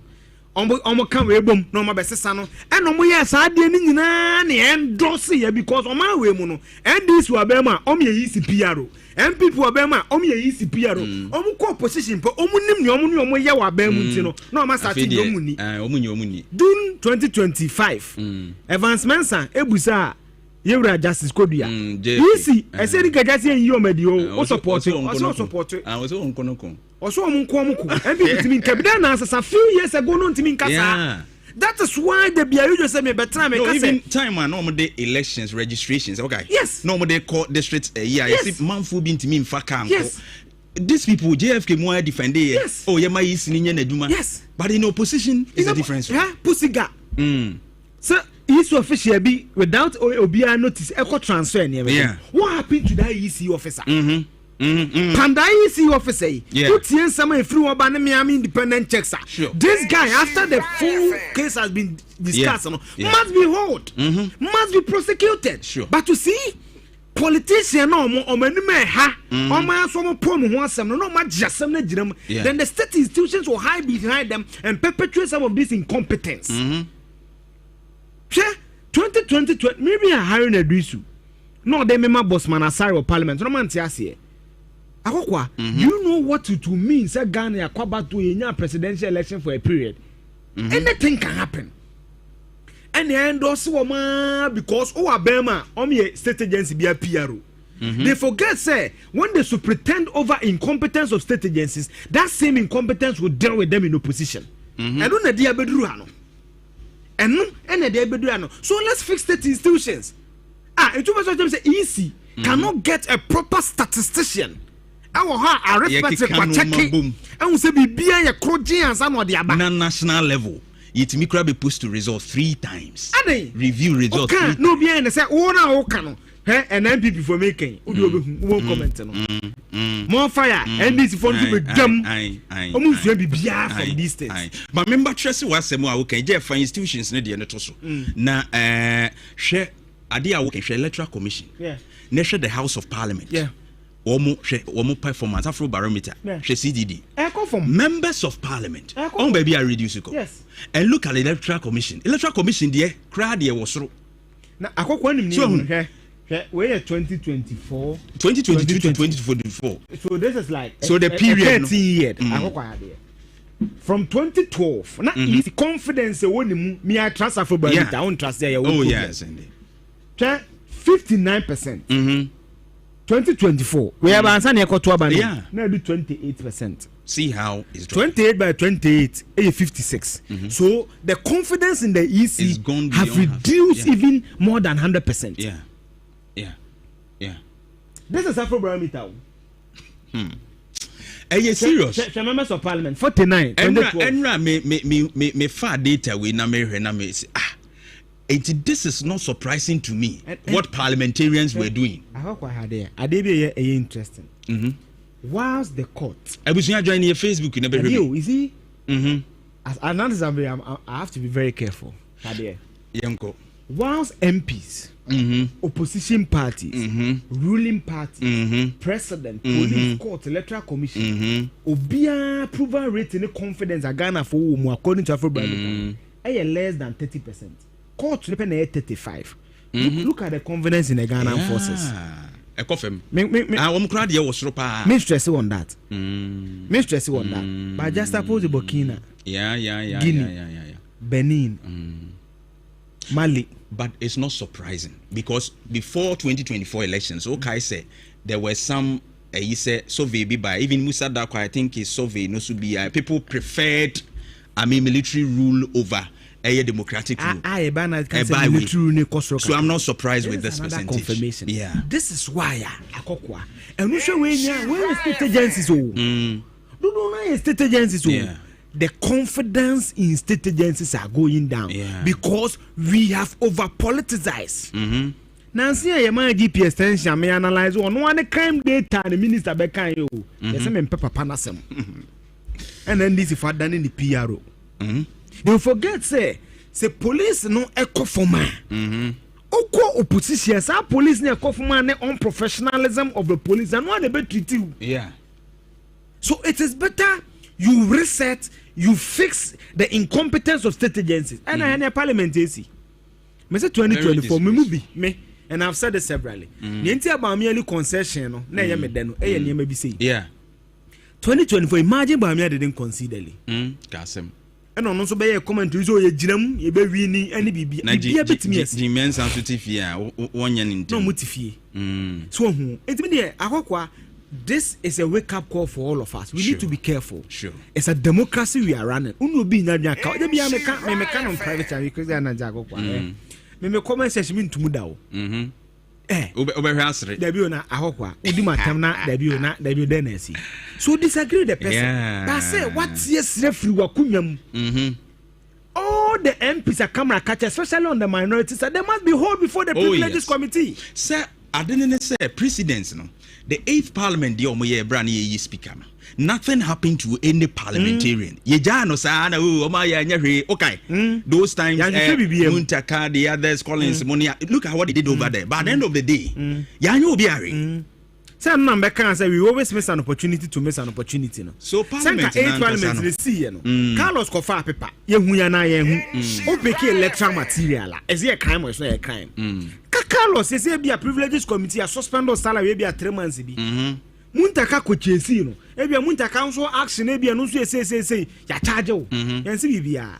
Si anti bibia. Yeah. Enti new MP na waba no. O sua panini nante. Ye mo ye no wo hwe. Ene speaker kasa. Mo chairman no. Muntie. Enti akra no wo school ni teacher ni kire na dia. The same thing. But unim say very interesting trend. Just a year ago. The same idea minority majority kasa no almost you know. You see, the same thing happened. Okay, I said now some George LED marching be parliament. Yes. The same na so munyo ye. Na LED marching na mo march destructive proceedings. Yes. No more they walk it out. Yes. Okay. Yes. Then time baby don't go two praises. What time we reconfiguration of parliament. Sure. Yes. And so you see, say yan transia man okre anye dwuma me hu say both sides no in discipline. Yes. A woman side in parliament na too high as almost the same. And issues na trigger woman no. He asama e chichiri. Trivia. Me friend lawyers. Me kwa na am just general numre some me kodu fia na atijina mu. Na me friend lawyers so me chichiri me mu. Akokwa asama o mu chichiri me mu. See ya na monti asia. Ma pem lawyers 5. No much chichiri much. Let the debate continue. Na we nya brof. We yakasa. Ye we are speaker making the rule on asia wa court. Eugene. O friend lawyers. Adi me hu see ya. Me call research ya me hu ye. Yeah. Eye brofo. Most of the things cannot make meaning. Yes. Me I didn't have any lawyer to explain to me. Yes. But what I said here, brofo na woman na me kan. And it's clear. Yeah. Some of the things I say be a pesi di diagro. Yes. If court say omono no be some the politics town kakra. Na man so that's the issue. Into me and I think I also mashas na ade. Comedian me makuma bi dan ke be metwe bet wo mu. Me dia o ka bet bebem. mele before king say we no mu say dan hu me go be 3 bia fam e be o camera and capture bia that's on right, I think we are getting ready now. That's on the lighter side, but we need to have a firm judgment on some of these practices in parliament and a good obstacle and a good obstacle and especially at the time when you debate budget estimate so you debate budget estimate appropriate a serious matter like this any other than anyway almost so the scrutiny we would have wanted from the opposition side to give us their version for us as journalists to also put all the two sides on the table, do a fact checking of same. We've missed that opportunity. Okay. Because of some of these issues. And for me, that is where we need to have a bit of decorum. Yeah. A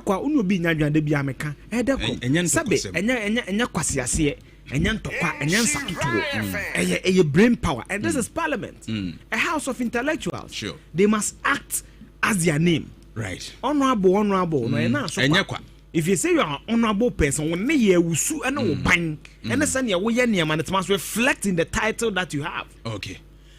Eugene, thank you very much. Eugene will say to the fact check and out in Kanishra 104.5. Mohammed Ahmed was what about the good chewed ballot papers in parliament?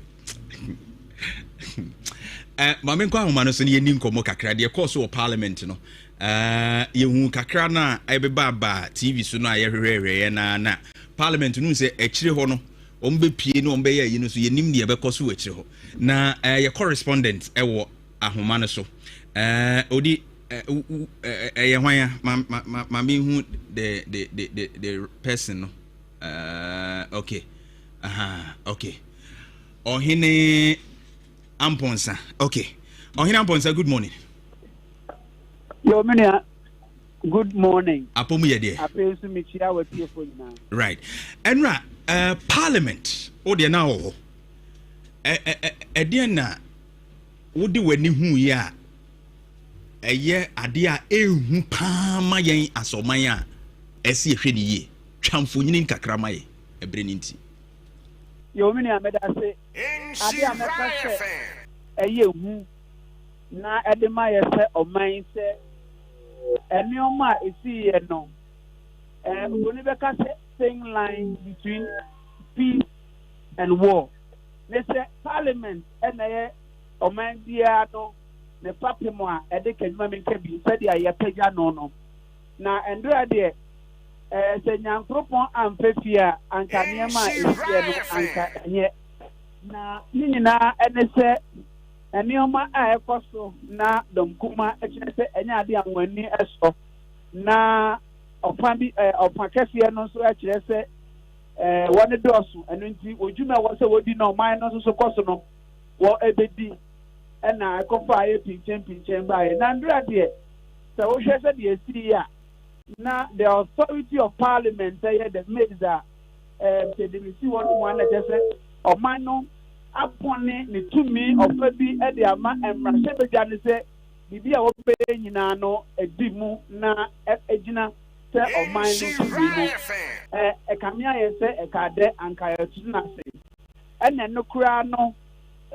ni aye fed may e tumi no a parliament di no edu baby no na wo se marshal ana se one wa wo hwe pere yo ewo ayamra sebeje mu no wo begina ho ansa na etimi edi djuma na nso anka parliament mi de na enwo se anka eba no sa enu nti endura sa wo hwe kotinase maintenance kasa menkasa wa firi wa konwa mu ntimi so mepia eni ade e ma chese ye kura no ma sebejafo bi wo ho a menkase eye intentional na se na enida ho na momu tania eye na binum ye miam ye binum enma ewo mu so agi omode eni ade no na chese eni ade a na eye fe emo ma menka se parliamentary tools a omode ye adwuma se ye wokwan bi so a wo be kase sa ade ye ekoso no eni ade a mani age ho ye di kan obetumi aye workout obetumi boycott afei nso nea ɛfɛ no heckling ne ma no nkasa anasɛ made it anasɛ nea wɔka no ne ma amanfoɔ nti ne nyinaa no ɛyɛ parliamentary tools a yɛde register yɛ displeasure na mo sɛ paa sɛ yɛde yɛn ahoɔden ne yɛn nsa akɔreka nkurɔfoɔ deɛ me nua ɛnyɛ adeɛ a na ɛka ho nea ɛsi yɛn nnura no na kyerɛ sɛ ɛnyɛ adeɛ a ɛbɛka sɛ na ɛyɛ sɛ okay yɛhu sɛ first deputy speaker na ɔte adwam na ɔsɔreyɛ ɛkɔɔyɛ ne ade ɛde nti na man ne sorry as of that time deɛ na na ɛkɔ so where the tensions coming up ana bibi deɛ nti na na ɛma ɔsɔreyɛ wonim sɛ yɛhyɛ ase a standing orders a ɔmɔde di dwuma no sɛ mmarahyɛ badwa no bɛhyɛ ase a yɛwɔ hyehyɛ pono sɛdeɛ wɔne di wɔ dwuma na ma ɔhyehyɛ pono no so no wotumi ka sɛ ne wɔ asɛm bi a ɛho hia ma ɔman no wɔ asɛm bi a ɛho hia ma nnipa no nti saa asɛm no ntumi ntwentwɛn so yɛfrɛ no public interest ɛno nti wobɛkɔtu mmara na wokɔtu mmara no wie a na speaker no ama wotumi sɛ ɛneɛ ma wiase nyinaa ɛntie asɛm a wopɛ sɛ wode ka no ɛno saa law no ɛna yɛwura franka no dɔmfrɛ ɛyinvokiiɛ na speaker no maa ne kwan ne nyinaa ne sɛ krataa mo atwerɛ de akɔma yisi sɛ wɔn mbra na ɔbɛhyehyɛ abatoɔ foforɔ no ɛkrataa no kora date ɛwɔ so yɛ 4th December saa abere no kana speaker nya nkan sɛ ɔbɛba abɛbɛka ho asɛm na wɔne nhwehwɛ mu no wɔkyerɛ sɛ krataa no kora yɛtwerɛ no 2nd December na nsɛm a ɛwɔ sɛ yɛtase emu ansa na asɛm na kwapɔfie mu ɛwɔ yisi no nkɔɔyɛ enti yɛwura franka no dɔmpɛ de nsaa nsɛm no to dwa no ɛna wɔsrɛ sɛ dɔnkuma no deɛ wɔne deɛ wɔpɛ sɛ wɔyi asɛm no ɛde ba wɔyi letter no de ba ɛnti wɔn nyinaa hyɛ tuntum wɔde ade tuntum akata wɔn ani ɛwɔ ano ɛna wɔtwerɛtwerɛ nneɛma bi wɔ so ɛne adeɛ na kyerɛ sɛ ɛno no wɔka nsɛm no wie no ɛna wɔpɛɛ sɛ nka dɔm kɛseɛ no baa no dani yɛka parliamentary proceedings a ɔno na ɔyɛ the leader of government business ɛnti sɛ ɛbɛkɔ nippon wɔ sɛ ɛbɛkɔ benkum no ɔka wɔkyerɛ ɛno nti ɔsɔre sɛ ɔkasa reacting to ne another aka no ɛna dɔnkuma no sɛ wɔne nya no ntiyɛ sɛ speaker kora nkrataa yɛde krataa parliament ɛde kɔ yisi no ɔnim ho hwee ɛno nti yɛwura mahama yaga ɛna wahyɛ clerk to parliament yɛwura Ebenezer Jantuah sɛ wɔmfa saa krataa no nkɔ ɛno nti wɔmpɛ sɛ wobɛtie n'asɛm ɛdeɛ me nua bɛɛ dɔnhwere mmiɛnsa mu a ɛkɔ ne nan soɔ na ɛnyɛ ade a ɔpanin no yɛama ne kwan speaker no the first deputy speaker Bernard Ahiafo ɛsɔreyɛ ɛkɔ pie mu san baayɛ nso ɔbaayɛ no na sela no ɛnyɛ ade a wɔtumi wama ne kwan sɛ wɔndi ne dwuma ɛno na nam so a ɔsɔre kɔba nti afei asɛm no emu bɛyɛ adene ɛde maa no nti emu yɛ adene maa no ɛna speaker no amu ɛbaayɛ na wɔka sɛ ɛbɛtumi aboa ɔbaayɛ no nso antentam ɛna ne nam so a ma nankasa yɛ sɛ ɛdeɛ bisa deɛ ma me nsɔre so koraa na yɛwura ayarega sɛ ɛnyɛ adeɛ ɔno nso bɛpere sɛ speaker bɛsɔre so ɛfa ne sɛ dwuma pii wɔ hɔ nom a ɛwɔ sɛ mmarahyɛ badwa no ebie enti no ɛnyɛ adeɛ ɔsɔre so ebeyi okay na enti no ɛno na nam so ma speaker no baayɛ no ɔno nso anyɛ yie na ɔsɔre ɔno nso sɔre so na ɔkɔ baayɛ ɔkɔsi a nnuanimfo mpire no nanso ne nyinaa no antentam ɛma nea yɛhu yɛ no ɛbaayɛ no right na mmarahyɛ badwa no sɛ wohwehwɛ mu a berɛ na saa adeɛ no ɛkɔ so hwan na wohwɛ mu a wɔnom ɛyɛ saa basabasa no kyɛ sɛ baako mmienu bi a wobɛtumi aka sɛ weideɛ no ɔne ne yɔnko bɔ blues a wɔ mo ɛyɛ yipa deɛ yɛhwɛ me na mehu stika deɛ ne obi nipa korɔkorɔ na ebinom gyina n'anim nti mehu ne yie wodeɛ na awɔ ɛhefuo bi bobi din ma yɛhunu ne kwasɛm deɛ woka ɛyɛ na abra saa asɛm ne si yɛ na kurapo no na me gyina ɛyɛ public gallery hɔ me fi press for ɛte no ɛna mekɔyɛ eti me hu sɛ sika ɛyɛ mmarahyɛ badwani nhyia so abato mpɛ so aso mmarahyɛ badwani ɛna wɔne ɛyɛ NDC ni baako ɛmsɛ ɔno na ogyina akyi nti na ɔyɛ sɛ wɔto aba anim ɛsɛ ne sɛ yɛma indication yɛwura Habib a ɔno na ɔyɛ deputy chief whip na kyerɛ sɛ ɔmo wɔ akyi nyinaa mmra nti owura no ɛtoyɛ no nea me hu yɛ no kwanie na ɔno no ɔyɛ no agoro mu deɛ nanso ɔyɛ sɛ ɔto baeɛ no ana ne nua baako nso freedom kɛseɛ ɛno nso si ano because wonim sika sɛ nea ɔyɛ ne nneɔma no nti ɛdu baabi koraa na ɔsere but afei du baabi no na ne nua no a wɔ ɔfa foforɔ no n'ani abere ɛna ɔno nso ɛbɛhyia no ɛna da bɛyɛ pinkyɛ wɔ hɔnom a nea yɛtwaeɛ ne baabi a ɔhaw no anaasɛ na wɔtoto blow no kɛseɛfoɔ no mu abi koraa na ɛsoso sika mu ɛne ne nua baako no nso so emu ɛna wɔde yɛ saa ɔmanfoɔ na wɔbu ofu wɔ saa basabasa yɛ nimu sɛ ɔhwɛ dɔm kuma no afa no deɛ na gyesɛ ɛfa ne sɛ sika na mehu sɛ na ne bu ofu ɛna mmarahyɛ badwani baako nso so a ɔno wɔ kɛta yɛwura kwame gapɛ ɔno nso sei na yɛade a ne bu ofu a ne nyinaa no ebi afoforɔ bi ɛka ho nanso nea mɛtumi akae paa sɛ na wɔbu ofu a wɔne baa obi te sɛ yɛwura Hassan soyin ɔno nso so sei na obi a na ne bu ofu eti wɔne bɛgyina anim hɔnom no a wɔyɛ sɛ wɔmma maize no kwan anaasɛ wɔbɛgyina ɛyɛ mfimfini mu hɔnom ɛna majorityfoɔ no nso epie yɛ afi baabi a wɔwɔ no ɛna wɔpie wɔn no sɛ wɔnkɔ wɔkyi eti ɛno na ma mahyɛafoɔ no ɛbaayɛ ɛbɛyɛ kanko ɛwɔ hɔnom a sɛnɛ ɛbɛyɛ a dɔm kɛseɛ dɔm kuma no wɔntumi mbɔ mu na ɛnum no ɛna mahyɛani baako ne ho kɔ keka yɛ maame kɔkɔ asante ɔyɛ atiwa west brase bedani na me hu sɛ maa no so ɛbaayɛ a ɔno nso ne bufu ɔtoto pepɛs na saa ni no na ogyina yɛwura ntimfɔdwoɔ anim pɛɛ ɛno nti ɛmaa saa asɛm no baeɛ no ɔno nso koraa mehu sɛ yɛwura ntimfɔdwoɔ no so no yɛde yɛn ho keka aka maame no ano so mehu sɛ ɔno nso ne bɔɔfu a ɔno nso deɛ wo pata no a ɛno nso mpata ɛna maame no sɛ ne bufu yɛ paa na kyerɛ sɛ ɔno nso to kɔɔ mahyɛ ano so ɛna sɛ wɔyɛ yɛa na wɔde eti mɛka sɛ mahyɛafoɔ no ɛna etwa dɔm kɛseɛ no dankuma no mfimfini a ɛboa ne nyinaa mu no koraa no yɛpia binom ama kyerɛ sɛ ebinom ɛho akyerɛ mu yie papaapa right ɔhene medals ya nɔpɛ wayɛ adeɛ paa na menim sɛ biribiara ni so a ɛbɛsa aba hɔ nɛ parliament bɛkɔ asetena nɛ okay unfortunate mame nkɔdi nkɔmmɔ kakra ɛnsamra Collins Adomako Mensa honorable minority MP Afigya Kwabre North ɛwɔ ahoma no so ba me ne nkɔtwetwe nkɔmmɔ na afei yɛnhwɛ deɛ wɔn so afa ne dɔnkuma deɛ kɔka wɔn a wɔn ɛyɛ saa protest no ne deɛ keka ka ho no honorable good morning. Yeah, good morning. Bibi abɔkɔ deɛ. Oh, me no ka say deɛ Nyankopɔn de me nkɔ akyɛ. Suturo bi anka ho no radeɛ. Oh, no yankontokwa. Deɛ yehu ni yehu wɔ video yi mu ni ade correspondence wa confirm sɛ na atwɛdeɛ kakra hwɛ sticker to ne nsa other people na wo ehu ni sa. Oh, some tensions went up, but I don't think say it was to the level of say yeah boy ni sa ne man. But before say you be call issues ni mu no. Oh yeah, minority, part of the minority, and you are an honorable member of parliament.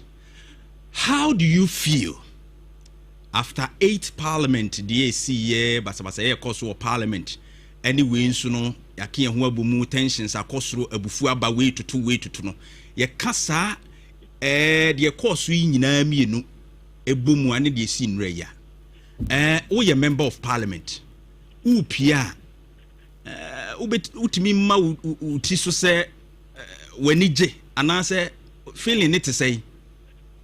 No, first of all, I don't think Obia any just said you see and run a same case. First of all, as you said, this is not the first time I hear a little hiccups our parliament. Like I said in the last parliament, Obekaya union and the Omoya majority. At a point in time, they disagreed with us. Videos were more marching on the floor of parliament. I've said that here. Yes, and, you know, it shouldn't have been that way. But we've been and sure say a trigger to that level. Maybe I make a parliament about 70% of all the things we do it on consensus basis. It's very rare say there will be very partisan disagreement on issues. On this particular case, I think say the battle lines were too drawn. I mean, everybody was very steadfast with opposition, and until a trigger to this level. My wish is but I think we learn lessons from it and we move on. Right. Now say concerns nonti enema lead to enum. In fact, the minority na mo concern pa anything. See, my brother, and I think in Koba I think we should be very, very dispassionate about it. So, immediately after the elections on the 7th, candidate Dr. Mahmoud Bawumia, based on the results are not available to him, decided to concede defeat even before the Electoral Commission declared the election. And I think someone discussed this issue, on my platform, yeah. And everybody must be very, very frank. Immediately after the declaration, we saw the level of violence I doubt if you have ever seen before at the various polling stations concerning the parliamentary elections. Mm-hmm. In fact, there were certain parliamentary candidates who were declared losers who eventually became winners. And it was because, and yet visibly, heavily built men, Omubora polling station, collation center, destroy papers, declared their candidates winners, even before the Electoral Commission declares election. A follow a certain poll for us. You will say no. There seems to be a certain direction now this government wants to go. Now they come to Parliament with an overwhelming majority, over 185 people. In fact, they form quorum. They have the numbers to even take a decision. Until we were expecting, say, they will not be too hard-handed in some issues. Then they decided to take out the Chief Justice. And they named controversies surrounding the removal of the Chief Justice. This is the first time a Chief Justice has been removed from the bench. What this means, they say, the current president now has nominated his own Chief Justice. Now, and I remember, and I do you recall, almost all the generals within the military, all the generals were taken off. In fact, what I know is of the CDS and those staffs. I mean, Obiaba was a son. But you can go back and check. I'm not talking about just CDS. Top generals were changed. Right. I heard it, but I had no. Okay. So now you change the top. You change the top hierarchy of the military. Obviously, you change the IGP. You've changed all the heads of all the security agencies. You have changed the Chief Justice. You control Parliament. You have triggered a process to change the Electoral Commissioner and her two deputies. And now you move into Parliament using certain court processes to even declare certain seats vacant. We are moving into a one-party state. But honorable, what can I say? We see say I mean, you made certain changes in institutions, be electoral commissioner, petition koi, MEA Nifrio, Mama Charlotte was any other institutions, no more changes, air appointing Crawford differently. So what is different from the air Kosui? And let me tell you what is different. What is different is that Nana Akufo-Addo never removed a Chief Justice. Even a Chief Justice was not removed like what we see now. There were no processes to change the Chief Justice. What we have now is a particular political party controlling the executive, controlling the judiciary, and now controlling the legislature, and now taking steps to change the the independent body or conducting the election. Now listen, let's take this scenario. The electoral commissioner, the president has referred a petition to remove the electoral commissioner to a chief justice that he appointed just last month. We're not careful. We have to be extremely careful. The Speaker of Parliament, ever making a ruling, say a high court, he's been served with a high court judgment. However, there's a statutory 7 days limitation. Sure. You cannot execute the verdict of the court. And that even after the 7 days, if the person involved triggers a process in the court to have the earlier judgment set aside, that alone is enough for a stay of execution. But Honorable, you agree with me, sir? In fact, according to the appeal court rules, what you are saying is clearly different, because Rule 27(1) say an appeal shall not operate. CI 19 amended 132. Rule 27(1) it can clearly say an appeal shall not operate as a stay of execution. So the Speaker erred. So if you had appeal, that doesn't definitely say because you have appealed. So the Speaker erred. Are you saying the Speaker then erred? No, he didn't err. Then you have not read the Speaker's judgment on the floor. I read it. I read the judgment, and he based his judgment on the CI 19 as amended 132, and he said that after court amamuaye bi no ebeba parliament no na ebikura processes be call for appeal ni adia ye were automatic 7 day stay of execution. Enunti no nanka ebi call listen ko won declare because court a ruling, but I say there is automatic stay. That's 7 days. I've already mentioned that. Sure. And after that automatic stay, that ends on the first. With notice that the certain process has begun to set aside the earlier judgment, that in itself is a stay of execution. You can then proceed to declare the seat vacant. This was the Speaker's own judgment.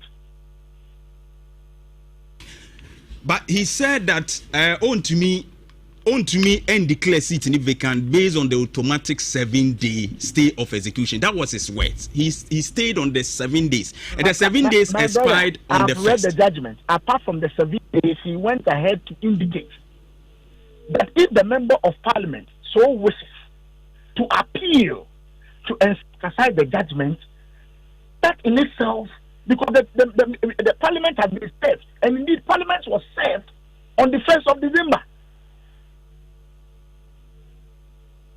I think he has said where we are. Then the clerk to parliament on the phone writes a letter to say so the seat has been declared vacant. But as I speak to you now, Suhum, we are in court again on Suhum.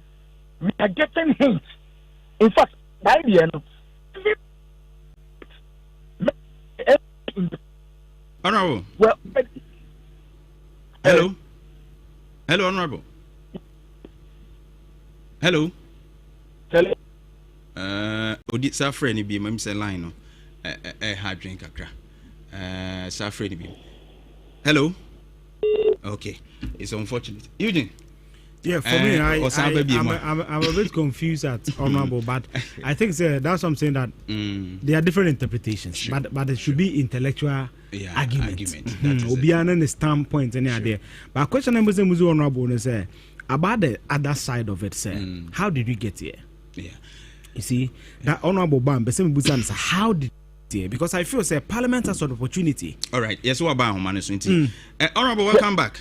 Let me say your line on the next. Oh, sorry. First, as we speak now, we are told that Suhum there's going to be a verdict on the 16th. Tema Central is also in court. And we are getting hints. We are picking hints. Just as happened in Bandai. Even before the verdict came out, members of the NBC were already in Bandai. And on social media saying he said there was going to be a by-election in Bandai. We have to be careful. Right. Eugene Ebisa was in Honorable, I maybe say here a bit of exercise. Honorable, I feel say the reaction of MPP and DC when they are out of opposition, you know, I think some more state agencies. Honorable, share 2020 results now. We all know what happened in this country. Yeah, registration. We all saw the clerical errors, the mistakes, any idea. But I say, more Bema, we defend it easy, no. Munyana. Recently, Joy News. Junior na era could be abeka say yes something be easy kromu easy MPP ntimi nkasem ni bi ma wom because of the kosi wa ablekuma no. So it seems to me that you as MPs, you know, as assembly bar, you are not able to inform 9 sisu ye nkasem no and go to the root of the issue, because most of these issues are inactions and actions of EC officials. Police, these are state institutions that ordinarily be devoid of MPP and DC politics should do their work. And I say, baby, I do say, and I am empanifo no MPs na maso so ne mabisi say yama abedru say obi obekasa ansa na abeka no. First of all, obi court or the 42 polling stations, court 42 polling stations. They present evidence for just 42 polling stations.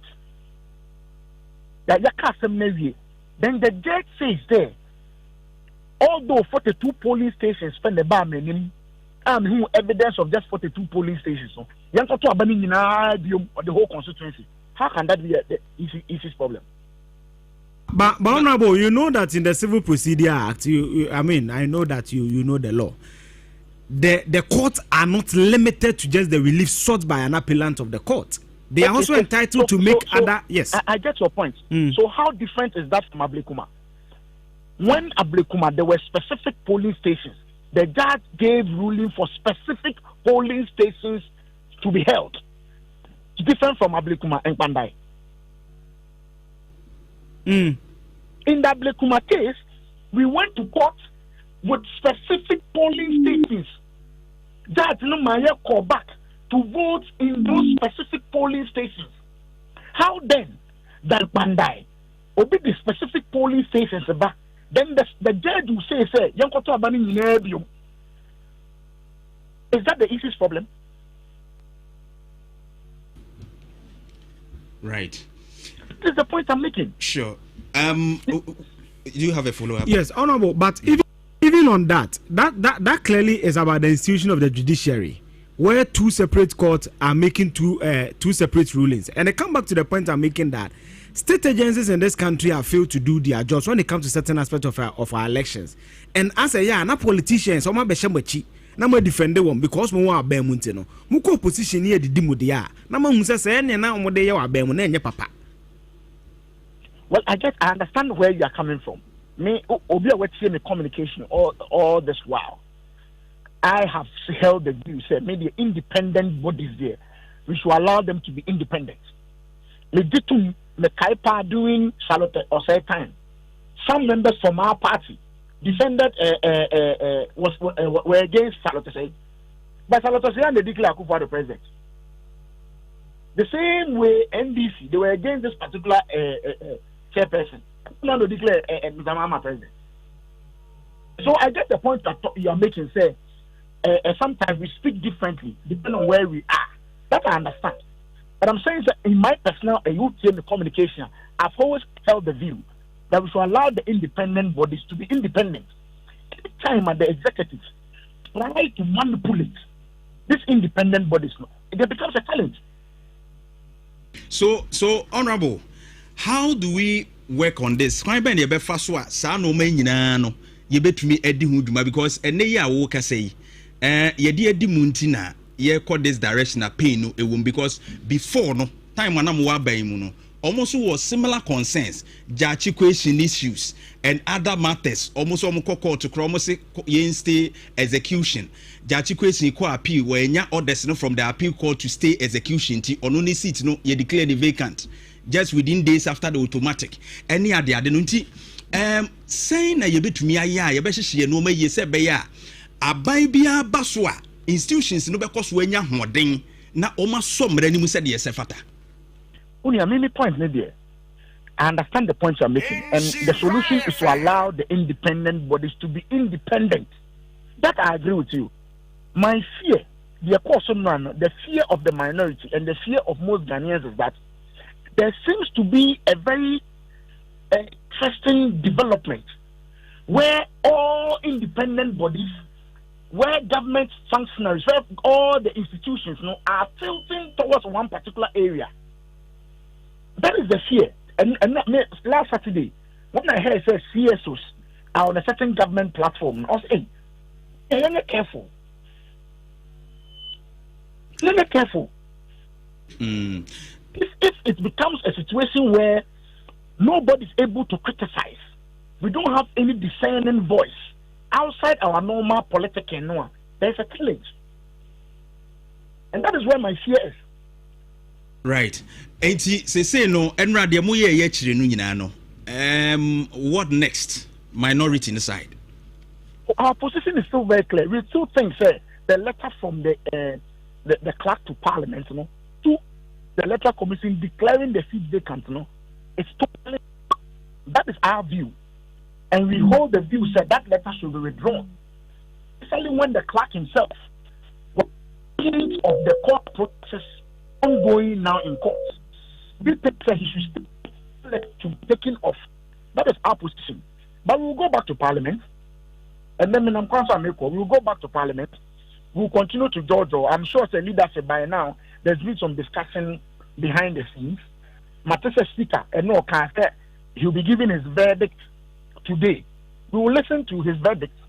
If it's not something that we agree with, we'll take further steps. But, Honorable, finally, Munsusu say in the right direction, say Bobeko for extension of that stay of execution, because automatic one I expire 7 days. I am saying that process has already been triggered. So have you gotten that from the court that I extend 7 day why extend this stay of execution? Results from the court. The member of Parliament has gone to court. But for a stay of execution. Okay. And that process has already started, and that is why Parliament has been served of that process. Okay. Honorable, you better say pay. Right, in Shaw 104.5. We are Collins, Adoma Comments, a minority MP of Fija Kwabre North, Brashebi Jani, and Otin and Canona, and Chiene Honorable Godwin, Animili Dobeji, Ebedin Komo, na Yahre on the majority side, Adanse Asokwa. Na yedin komo ahwe said ye honsem esiti kai said the here that heba ointment and na wuhia pompo na aboja ehyewa and wo sisi ukuto dwene nyina wuhia bi se be ye betumi aboa na etu ase de ama frɛ 0242712113 0242712113 na bibia entumi enkoso yie pa emfama ma me dagomba no na du papa no no ma nyina ekoyie. Honorable, good morning. Many are Jantuah. Good morning. Bibi aboko de. Oh, nyanko pardon, bibi aboko. Na me ba so. Adom ye ho ye. Ina me afa. Sa wo de enra o ho anka de. Oh, daddy. Ya me adom. Empo no. Mengi ni so bia ho so kan. Ya me adom. Right. Honorable, as a member of Parliament, and you sorry anopay, ubu nkompo hwe wachi. Any the course on Ranoa. How do you feel? In simple, sometimes I feel sad. What's that? Me too. I feel sad, I feel embarrassed because I was a year role model, a year mentor for Ampala, more interested at some politics. And the now we heard the way title of modern Mayan. I will mind the society, woman, and they are honorable. And in fact, Okujabasia, they give you a very good seat, high table, the recognition is high. And to say, good if you're not a put the not saying a bit now, I'm the relevance of your title. Now, I say, mislead. And Right. But having said that, democracy is a whole lot of controversies and other. Provided said, it's too harmful. Now I'm going to money at the end of the day. But the way I think that we need to put a stop to certain things so that and do baby that will the best quality do baby and then we Do you think, sir, parliaments are such a conduct of members of parliament and who discipline the members of parliament who shows this kind of conduct? Ya toto nase yemfa nya adwuma na ama mo ye motivated ade bia mo koso yes ano ma bi ehu ya na many atijije fa de wokan se anka ye nanka abia no in Shiraya fan ye my disciplinary laws our parliament no ye crackers no anka bia anka ye betimi e de reduce and I say limited the rate at which we cost. But having said that, I quite say party me you put a parliament. Say any pioneer can quite say more pastor or your party especially what I will say. And Pedro on our party, I know position and a tie article. So, yes, now quite a war, Bermunti, and our special position crown, who cry. And the name of the breed. Now, saying, they refer minority that they call privileges committee. I won't comment with a number of things. And you be I quite say, oh, a victimization and a year. You before you you have some we are. And my element and what a day you might discipline the ban and to me you might say and 1 hour. Your run to be mamma if you and I are very disciplined. But and there are much many parliamentarians unity in Congo. We are planning to petition against some members of parliament of the Omoye and that's great. Because a bit to make a star near and crack after 2 quarter baby. Speaker channel. Yet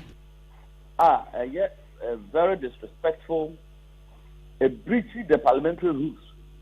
So we'll try the law and see what the outcome will be for others to also learn from it. Timbe petition and we have to do that. We'll do that. Okay. But okay. Yamra substantive matter no so na minority no so concern is a case no ewo court o ma appeal. But speaker enso say 7-day statutory stay no etwam which ended on the 1st. A clerk actual edeko a notify electoral commission say kwanya da ho seat are vacant. No mo ti ase a minority nso mo ti ase a enye ye because they are still in the process a one more appeal or more appeal judgment no. More on the majority side. It seems that we know mum petty because court a ruling that until you are going more jiatum precope but ye kai jachi question day na mo nye comfortable e bra 7-day statutory stay no etwa mu a ye declare jachi question seat no vacant no na mo nye comfortable then in opposition na akoye nsem bebre. How different is this one? No that's it. So be the jachi question after no that put the year course you so masem say you no pet the din ka je omo ye it's a jachi question na no ye member of parliament and no that member of parliament for send off na e wo mra enyina so na gina mra so ana se enyina mra so so ye mra kwa so no mo fa ye dia ene de se mra no na so ma ji mu amfa mra kwa so no mo ye dia ene o mo nka hu se kama ana cho mo de wo bia no eno ana obe de wo betwa enti so mo anka sakra nsere na so mutimi ko fa judge case say no ntina eno nso ato omo na omo nka hu say de wo ye ne libia no tino benya ba me de no ti say sabre no na ye mra na omo so omo de ye dwuma me so de jitu say na ye mra court no na ye na dwuma ba na mo ani nye say call ne sa nti ade na nei omo sunsun amuntie. One thing is that obia ni wa court akodi nkugu a odi anije every court to them api na na ni ade wo bosiri wo bida wo pada wo bida and the mere fact that when you can a court and you and so what can you that is why you have right to appeal and to from the high court to what you call appeals court so we will him Supreme Court to judicial review it is guaranteed by the law. Nipano they na court no ruling high court no ruling what Somalia or parliament no. Yeah, majority side no yes say manen ka say manen na dey boko. That dey na deputy speaker na preside. Yeah too bad you know. Yeah join second. The following day speaker by no. Speaker said no. One dem do na nya agene kwan ya pa so a yenye say ma yenia member of parliament abre no. Matthew Yandam entity any participating in the parliament no. Enye mara kwa so because ruling in the Ababa automatic 7 days stay of execution. And 7 days and so yeah.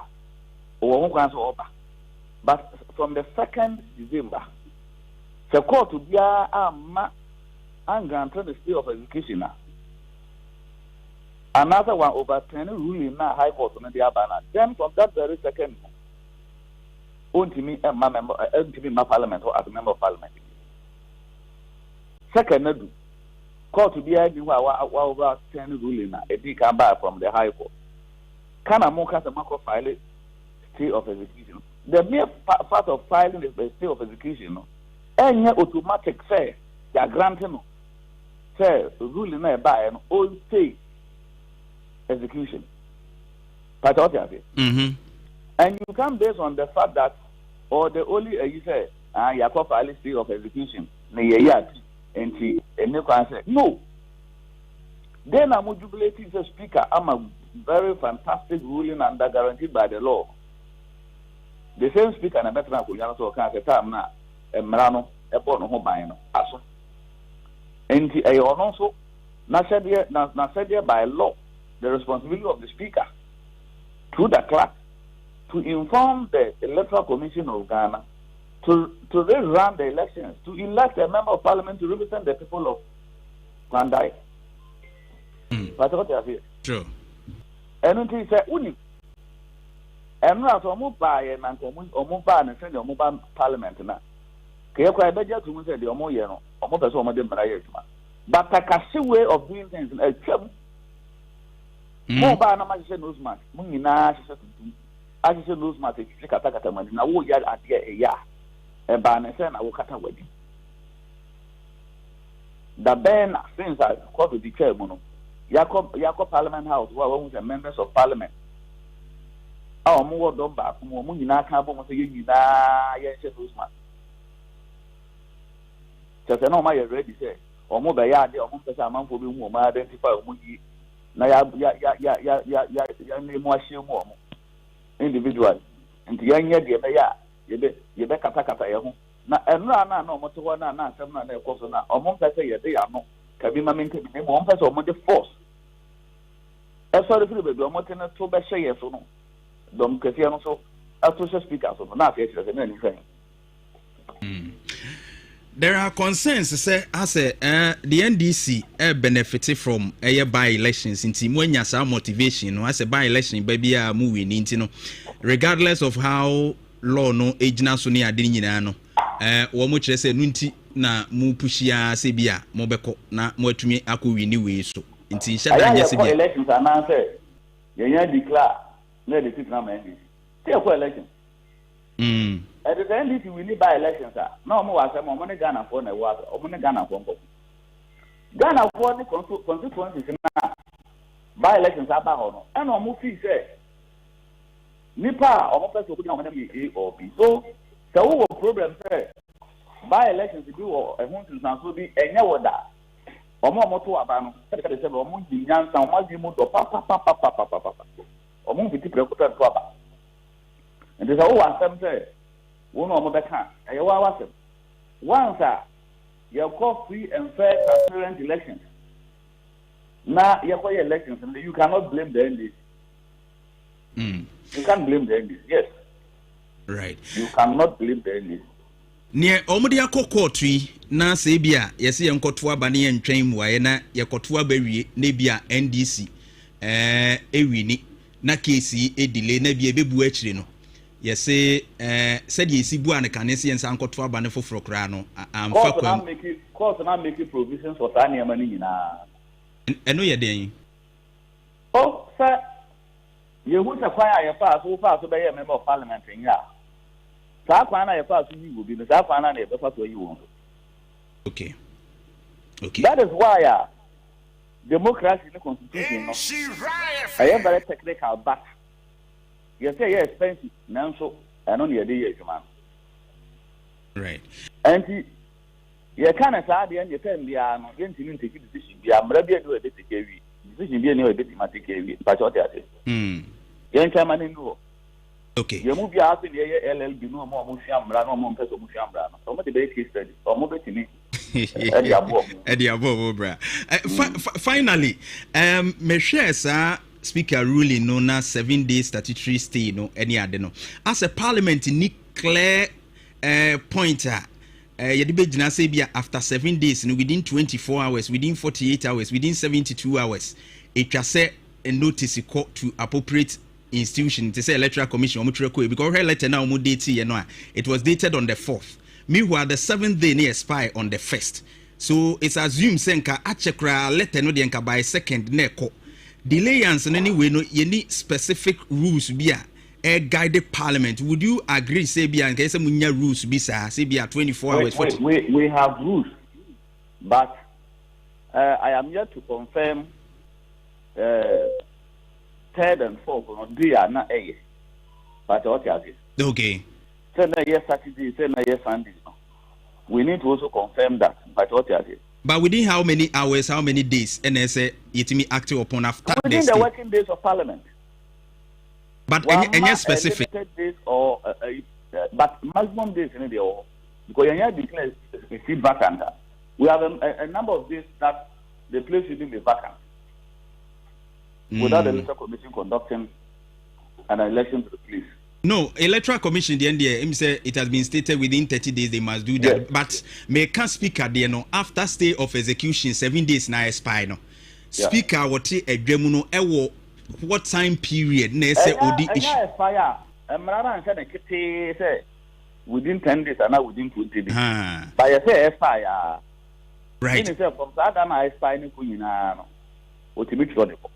Enti say be ya en leave room for ebia speaker bi wo ha ebia en come sure am be pushing the parliament na consult the legal affairs committee of parliament right na ma your consultation na say na economic sure. That is the duty of the law yeah kebeboa tell me I won't say vacant be wo be bi nom ni ade you take the and that over to me kura manada ye omra.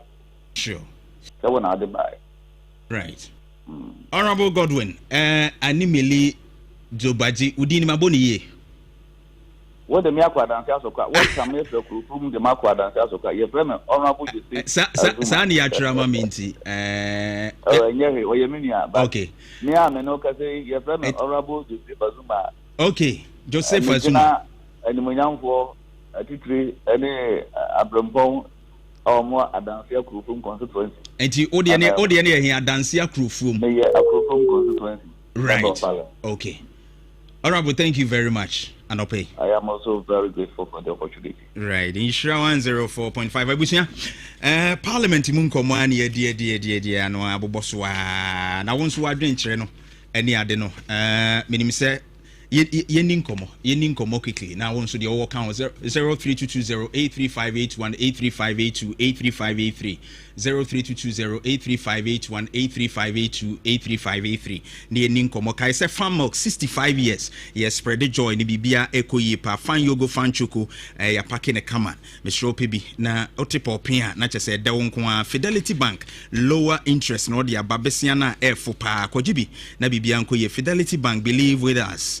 Kai say Royal Foam enoa ene ye da so na luna sofas ne ye to yatete so empa ne nyina yatete so mattresses no so yatete so ye Royal Foam and now here 0202271000 0202271000 Alicia Deco Trading Enterprise Shannon so se bronya achede ne gusua to WC ba ko ye nche wade bebre so hu eduma binchi ye ne Star Oil ne di nhwani mu 0558 063836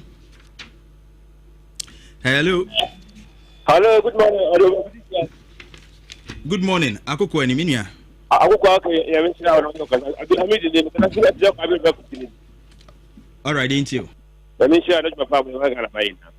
If I try and find a former parliament to minority forum, say, almost 4 years, and this for parliament for and Mama and Magana Koyi.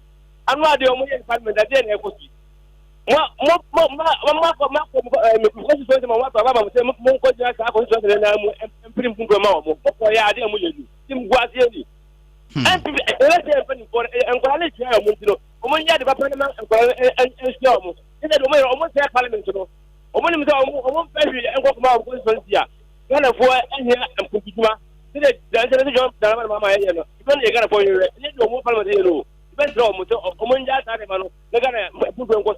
okay, yeah, that's it. Absa Bank, your story matters, but more than any Absa, any Jumasi Kasem to Tina, Omonebo, not top tier steady abroad consult. You do to Kwamanoni, Akusia, the Sats, GR in Sorenina, Yachro, Hunquine, wait to me at Recha, nowhere to Kwamanoni, Kumasia, Mekumi, Bank of Africa, and 0260 411847. Hello?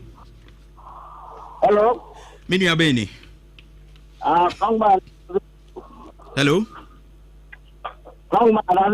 Online no munya sa brabiem tap send abusuya fasika faso free amano ne brafie ye ma 200 customers achede 100% transfer cashback umpe we na pede sika no ane se bo ho sa de ama wo tap send papa no. Hello akokwa minia asari be me do return. All right, asari into you akokwa mama muni aduma wo bo aduma na me tell this for watch makwa mo menyana akokwa minia said the penifo kai say yenka no oti agro de na the only ones na ahwede ba ye no on the ones na ebashi adia minority eye no parliament ni ade ne omu ye hu se wo mumpe wo mani ye kra edebenti na basa hwe ekwanya mo fa so agyachi kosi mo ka so ye nkoye rerun wo hodom ni ade ebia na esi ni ade esi ye no no ene bi esi ni ade a ene de mo ye no wo parliament eti ade mo ko parliament se mo nkoye nsese papa e mo mani ntumpo anase mo nkoye anoma ehun fata mo fẹ́ mo ho honorable members hwɛ normal mo yɛ eti honorable normal na mo yɛ yana edumra Ghana mo mi ehunu kwan ya be fa so a ya be tete o ma kuko Ghana na sa politics ni ade no mo yin firi honom mo preso na mo yɛ ya na mo yi salote firi honom ni ade ene de na asesa toko no remove yina MPP for the bofa sa aduma we ni na ba ye ni ade a ene o ma kuko Ghana se we ba no we na ye na aduma ni asesa no we na be ba ni asesa no ni ade eti o man ni etisa na so o man ni yese no akokwa minia medal CP Cowbell Premium Cowbell Vita Rich PB na wonso ne abusua ni nyina ye milka vitamins wo meboa ye pa Cowbell ye milka Ivesock Mining and Engineering Training School Sibra na wo montete welding and fabrication occupational health and safety dump truck tree forklift freeloader roller backhoe grader bulldozer excavator ni nyina wo be chiro within 3 months oboase zongo omo high sense dyna chipe 0539 732 766 0539 732 766. Hello Apanyi mache. Mejo su ominia. I from Hamza. Because I film room. All right, Hamza into you. Nyame ka ofa. Me ko nya so jana na kwasi so chia ofa. Mejene so. Na ye me person me kan nyina ne say, o hwe de si o parliament na no ya nre ya. E say, o gine wa o tia se so nyi. Oh, so the president say kan kwara du kwa we de kwa we be so de bi a. O ni mi de ko form e no mo de ta. Na mo be o. E wa ban mu ne school ko mu. Na mo ko tra mo ye ABC we dia. E gine wa tia se o. Oh, Jambia, not the because of Bontia. I'm coming to me on him. He said, and one, the course, Obi to no partner, when you are a papa. Now, when you basically are a man country, a president, and I'm not going to say, oh, my appointment, was Ramala, or more from no more bread. Menso Meda CP Star Assurance, your solid partner, but more than 40 reasons no they mouth to smile or charge a DP no 3 months be our chebina December crade. A idea so do could buy a coach when you really need run one. Na be at them and so said 3 months be our 10,000 Ghana cedis at the ma a year customers into you between your queen and be a fine pa. Hello.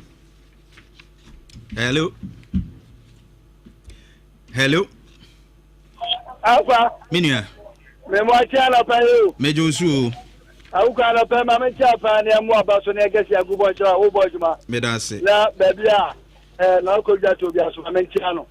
Now make sure we have 4 Canada and Japan Deputy Delegate. Tell Babia, Giamobano, almost 200% per man. Now, come Messrs. Much like a Zumba or Bodman, a case I get 2 or over the container be sure my number 2. The Panasa de Bishop, so many years for Deno. Now, Juma made a eternity, no Yamakumasi, and fun drop and fra. Now, over a dear cost of parliament to her. How quite they say a try your parliament like Atano, Omugu, Ghana, and Lumasia. Eh, Yapasa, Tanko 4 bedrooms on me on Abu. Nay, a costala could give you a memo to Mabama on Abu Diamoa.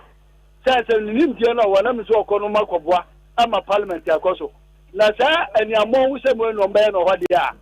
Na emfata say ye beto abo mo muso omko parliament wa say omko chambra eti omu parliament papa be no mo che no Meda say shanenso say collateral registry no Gusua Bank of Ghana de aba omo register collaterals ahodo ni nyina nti movable assets they betimi de free baby ko baby so hu wo car no ne other things ni nyina utumi move no ni nyina obetumi register ne kama stocks account receivable motor vehicles amaka ho asem nyina farm harvest no ne ade nyina Mr. Bank of Ghana ma kwanya ne sa say obetumi register na 0302 666 902 0302 666 902 and email omo ewo cr@bog.gov.gh na anasa obeko website www.collateralregistry.bog.gov.gh na fe bibia ye fine cran so the bank square Accra tower block na emu na obetumi akoye na bibia tumi akoye pa orange December no